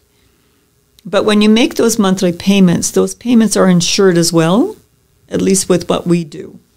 So if you're making payments and you decide you're going to pay for it over 5 years, and a tragedy occurs in year 2 or year 3, that's when the insurance qualities come in and pays off the residual amount, and no one's left with an outstanding balance. That's kind of a part of it that a lot of families don't understand, because if they've never asked about it, they don't understand it. And it may not be something that's there available to them, you know, in the country they've come from. I've been asked many times if I put my funeral arrangements in place here and I move back home to wherever, the Philippines or, you know, Ethiopia or Ghana or wherever, is it still good? Well, the funeral arrangements per se may not be, because that's not necessarily what the funeral homes do there, but the funds will be, because if we don't use it, we can't keep it. And the funds are never with a funeral home per se, they're with an outside party. So funds can be available for those, you know, as far as that's concerned. That's probably the top parts. You know, the other thing I would actually suggest is that and I have a workbook that I spend time with families with, and I give to them as many as possible. I call it the go-to book, and basically it puts together the information that funeral directors will need when the time comes, as well as surviving family members will need to deal with the things that they need to deal with. Like I keep saying, being proactive is so much better than being reactive. And there's so many people that don't know what they can do and can't do. It's just about asking the right people to do it, or asking the right questions. I've, being an immigrant myself, I've often heard about, people having life insurance. Mm-hmm. What's not completely common is people having a conversation with a funeral home representative about what happens there. Mm-hmm. Those are two different things. They are. They are two different things. Very much so. And in what way would you stress that it's not just enough to have a life insurance, but it's equally as important to sit down to make those arrangements? Really good question, Rico. A really good statement. So one of the things that happens is that when you're working with a life insurance company, what's happening is that you're looking at having funds provided to a beneficiary at the time of loss. However, those funds do not necessarily get issued to that beneficiary immediately. So let's just say I have a life insurance policy for, I don't know, I'll grab a number, $100,000. And I'm making payments for it and things like that.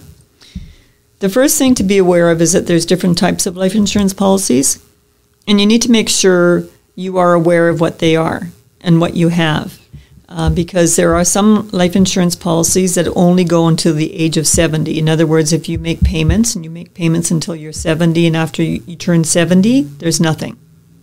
Even if you pass away, there's nothing. You've paid into it up until that point. And that's something to be aware of, because I've had families that were quite taken aback by the fact that they were now, 79 years of age, and all of a sudden they don't have a life insurance policy. And the older you get, the more expensive the insurance premiums are, obviously. But let's just say I have a $100,000 life insurance policy, and I've named my 3 children the beneficiaries. Not my husband, my 3 kids.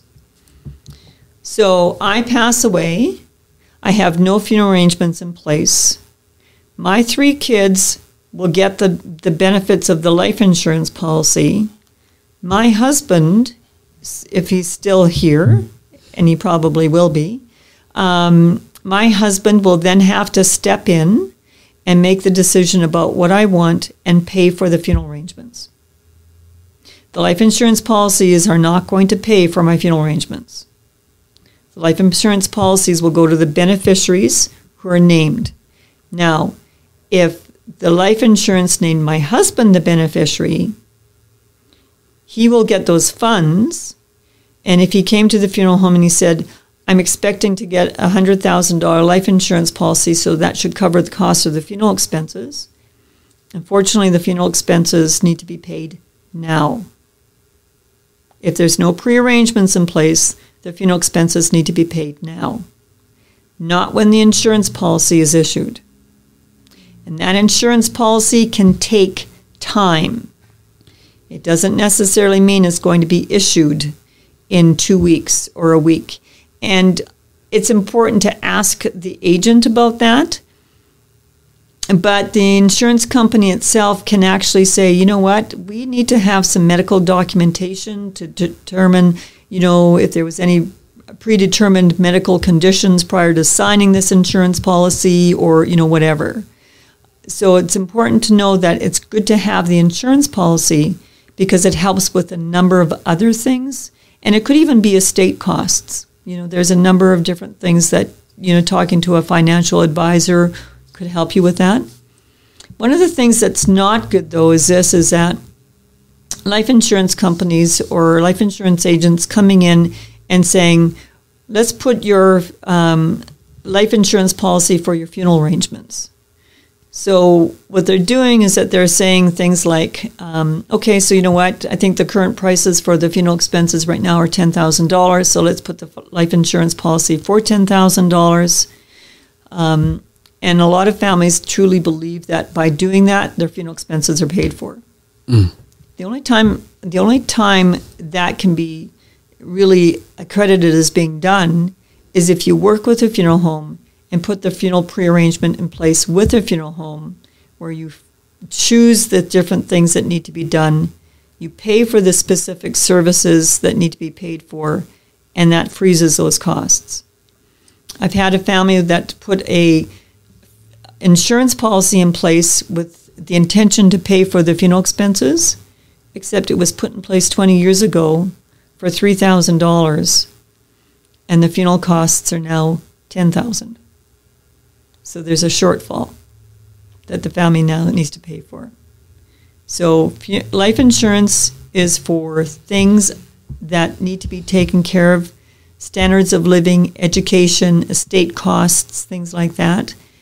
I really, truly encourage families to put funeral arrangements in place ahead of time. That takes care of the funeral expenses for as long as until it's required. 60 years, 30 years, 20 years, 5 years, whatever. That takes care of the funeral expenses.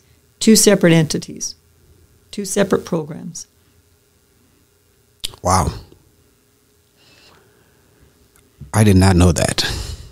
A lot of people did not, still don't. A lot of people don't know they can put their funeral arrangements in place and pay for them ahead of time and alleviate that fog that comes in and surrounds them. With that said, we can learn so much more. I'm already thinking about how to process this information. So here's what we're going to do. I am going to now open up the floor for you to tell people where they can find you. And also your final words and advice going forward. But before that, no. There's something else that has to come up here. Oh, God. We talk about mental illness and the escalation of it, and that is just going up now. What do you see happening, transpiring in the future? I'm not an academic. I'm not a psychologist or a psychiatrist. I'm Jaryll Dunne. I'm a mom. I'm a grandma. I'm a wife, and I have many years of experience, and I have university education and all kinds of things, which is great, but that didn't bring me to where I am now. When we talk about mental health, it's really interesting because on Facebook right now, people are sharing the fact that it's about talk to me. Talk to me. If you need someone to talk to me. I can't tell you for sure what's going to happen going forward. I do know we've been hearing an awful lot about our provincial government being concerned about mental health. with the number of things that have happened in our community as a result of COVID that, we're not prepared for. We were not prepared for. I think we talked a little bit prior to about, Canada's been that one of those kinds of countries where we've been really fortunate to live in the country we live with because we don't have the conflicts that are going on in the country. We don't have a number of, difficulties that many other countries do. But I think the thing that I'm concerned about is that with the mental health is the type of things that may happen that are truly unexpected. And that's the sudden loss of a life that we don't expect will happen because of a decision that that person makes. Losing a loved one, as difficult as it is difficult, no matter what the circumstances are. But my concern is that, we need to try and make sure that we're here to support each other in the community. And if you see somebody, perhaps, a neighbor or something that they're just not doing something that they normally do. And it's not that we're going to go knocking on the door and seeing if everybody's okay, that kind of thing. When COVID started to happen, it was really crazy because I had neighbors saying, just checking up on you, are you okay? And I found I was doing exactly the same thing. I'm going to the grocery store. Do you need anything? That kind of stuff. Having the opportunity of listening to different people or opening up the opportunity to have people talk to us is going to be really, really important. But we need to be ready for that. We need to be ready to be able to listen to people. And I struggle with some of the things that I see happening in the community with regards to people not believing COVID is true, or there's a conspiracy theory, or whatever else goes with it. I'm working with families who are suffering because of COVID, because their loved ones have passed away from COVID. I'm not a medical practitioner. I can't tell you for sure if there's, what else is going on. I can tell you, though, that people are also passing away not only because of COVID, but because of other medical conditions. Heart attacks are happening. Recently we've been seeing things on the media about, if you're not feeling well, call your doctor. So are we not paying attention to our bodies now and saying, okay, you know what, well, my heart's palpitating and I'm not too sure if that's good or not, but I don't want to go to the doctor because I might get COVID. Just take the precautions that you need to take, things like that. Mental health is something that's really, truly important for us to pay attention to. I think the government is trying to do this, and this is not about politics. COVID is not about politics. COVID is about community.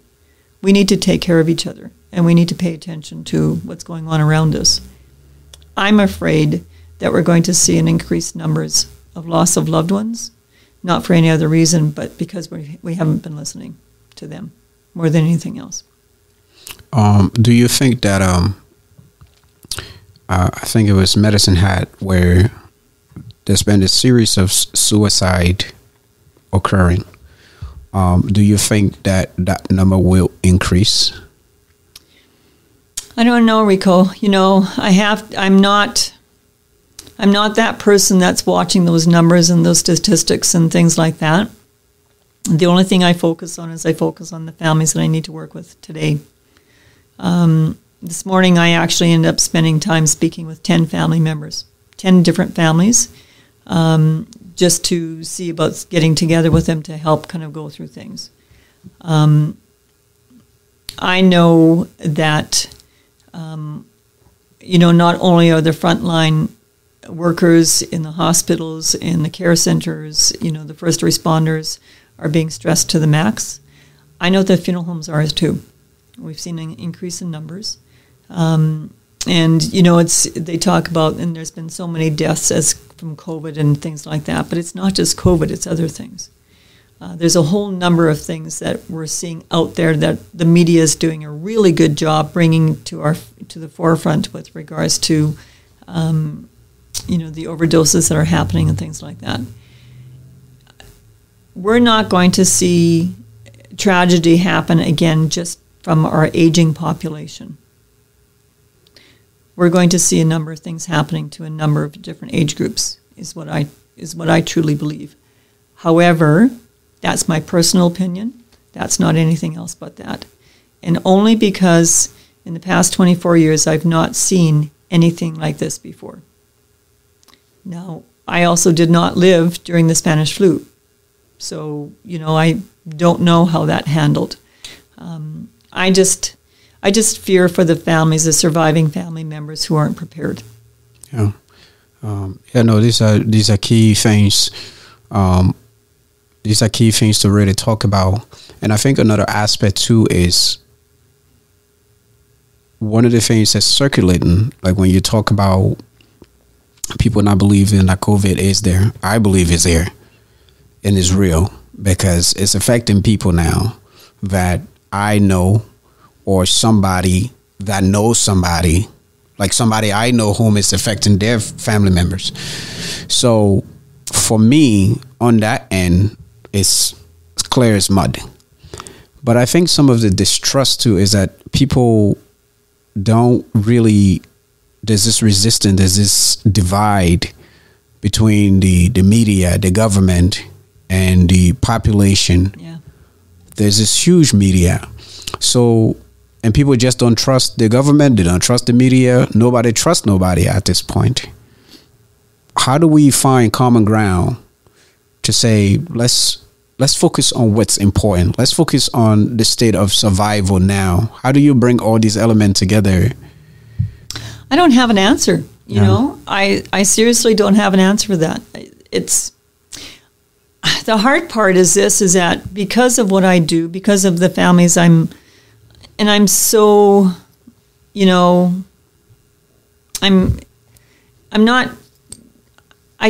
my heart is with each of the families that I work with. I used to be able to give families hugs. There would be a case where my particular intuition would say, somebody needs to give this person a hug.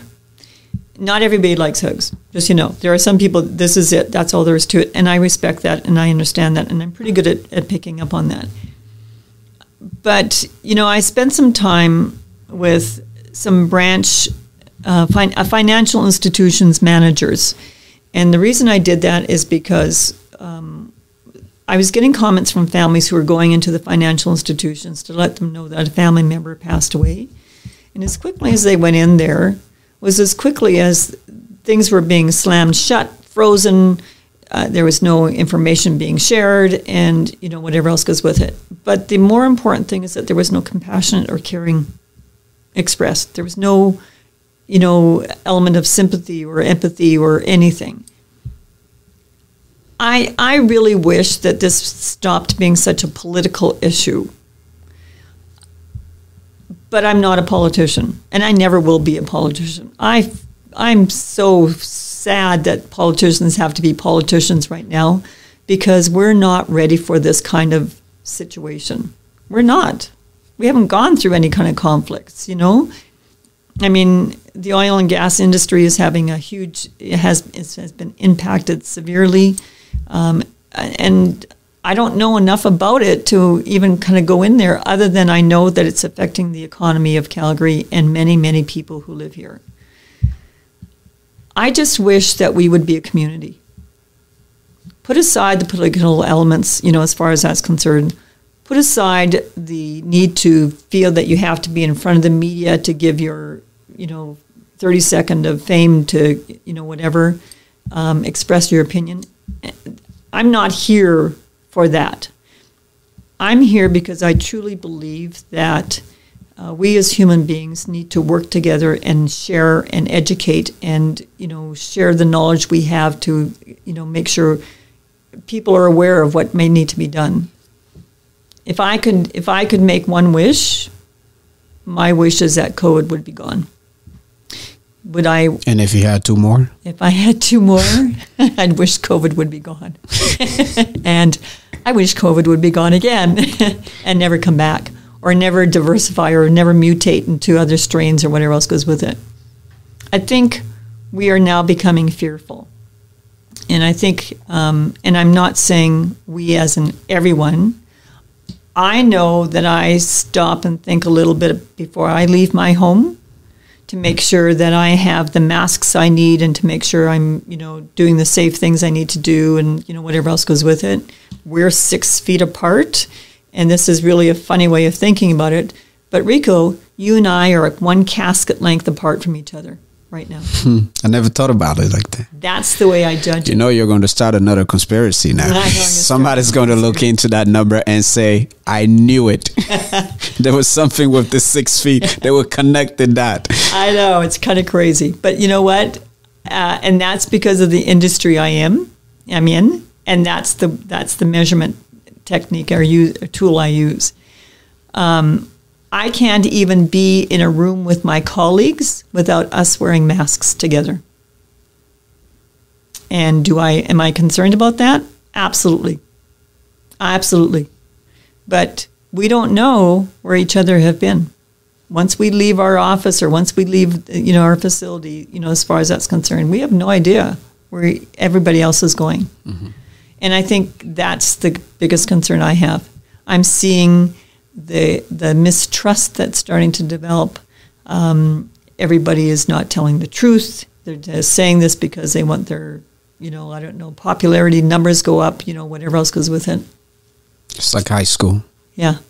And isn't that crazy? Because we're supposed to be looking at leaders who are working together to help us through this.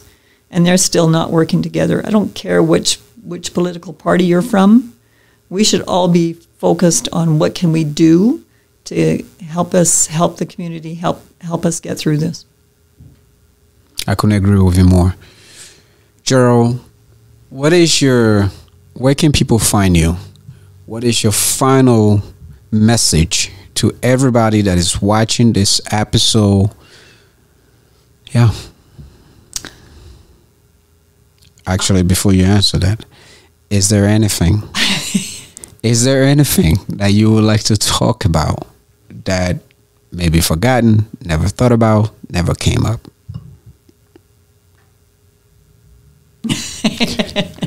My mind is left brain, right brain, left brain, kind of thing. I have, it's really crazy. I try to do as many seminars as possible, workshops, and I bring in some professionals to help me. Interestingly enough, I'm going to do a little bit of a thing with regards to a group that I work with called the Seniors Resource Council of Alberta. And I'm doing that because it's a new non-for-profit organization that is looking to grow to help provide resources to seniors, and not just seniors, but seniors' families as well, because as we age, our kids end up being the ones that make some decisions for us because for whatever reason we may not be able to. So that to me is really important to share with everybody in the platform because of the fact that knowing where to go to get resources is really important. I'm looking for some volunteers for that.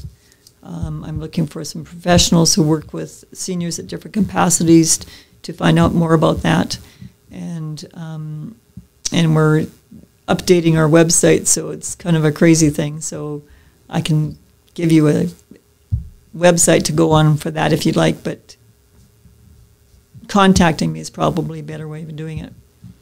So what I suggest is this. If you have any questions, call me. Just call me. And the reason I say that is if I can't answer the phone, it's usually because I'm working with a family or I'm sleeping, which doesn't usually happen till about, 11, 12 o'clock at night these days. I hope nobody calls you at that time. Well, you know what? Every so often there'll be a call at 10 o'clock, and if I'm awake and there, I'm answering it. I don't work Monday to Friday, 9 to 5. We come into this industry, as I said before, almost as if it's a calling. Something draws us there, and the people that are meant to be there are still there. So 24 years later, I'm still there. Obviously, I am where I'm supposed to be right now. Or you can email me as well, that kind of thing. I don't have a website. Foster's Garden Chapel is one of the locations I work at, but there's more than just one. Just call me. Text me. But tell me who you are if you text me. Right. Isn't that bizarre? People text you, but nobody says, oh, this is... Hi, Jaryll, thanks for doing this, and, whatever. And it's like, who is this? Who am I responding to now? I got one today, too. It's like, Did you? I don't know who this person is, so I wrote back, okay. And is that your final words? That's my final words. You bet. Thank you very much for letting me spend some time with you. Jaryll, thank you. The thanks is much given to you than to me, because you've allowed me to take up so much of your time because of this episode. And I just want to thank you from the bottom of my heart. Mm-hmm. And also very quickly, just kind of remind the people that, I've been doing this podcasting now for a year. January celebrate the first anniversary of since I started this podcast till now. And I know that, there's been a lot of mistake, trials and errors, and you continue to learn and grow. And at this point, going forward, I want to have real heartfelt conversation with people. Anybody who comes on the podcast, we can still talk about your profession, but we can still be real about it. Absolutely. We can still get down to who the person is behind the profession and still promotes that and still talk about those things and really just speak from their heart. Because if people are not able to tune into the platform and get some sort of value from it and walk away and say, oh, I learned something today. And that was from 18avenuepodcast.com. I learned that the guest last week, Jaryll, was amazing. And every now and again, I receive these messages in my personal inbox and stuff. But please stop inboxing me. Just leave it in the comments so other people can see that there are people who are watching. So it's not for me, it's for everybody. So I want to thank you for coming on this platform today and adding so much value to it. And I hope and I pray that people really watch it and take something away from it. If you can do that, thank you so much. My mission is accomplished. My job is done. That's it. Thank you all, and we will see you guys next week. I'm not sure what episode will be coming up, but we'll see you guys next week. Thank you, Jaryll, for being here. Thanks, Rico.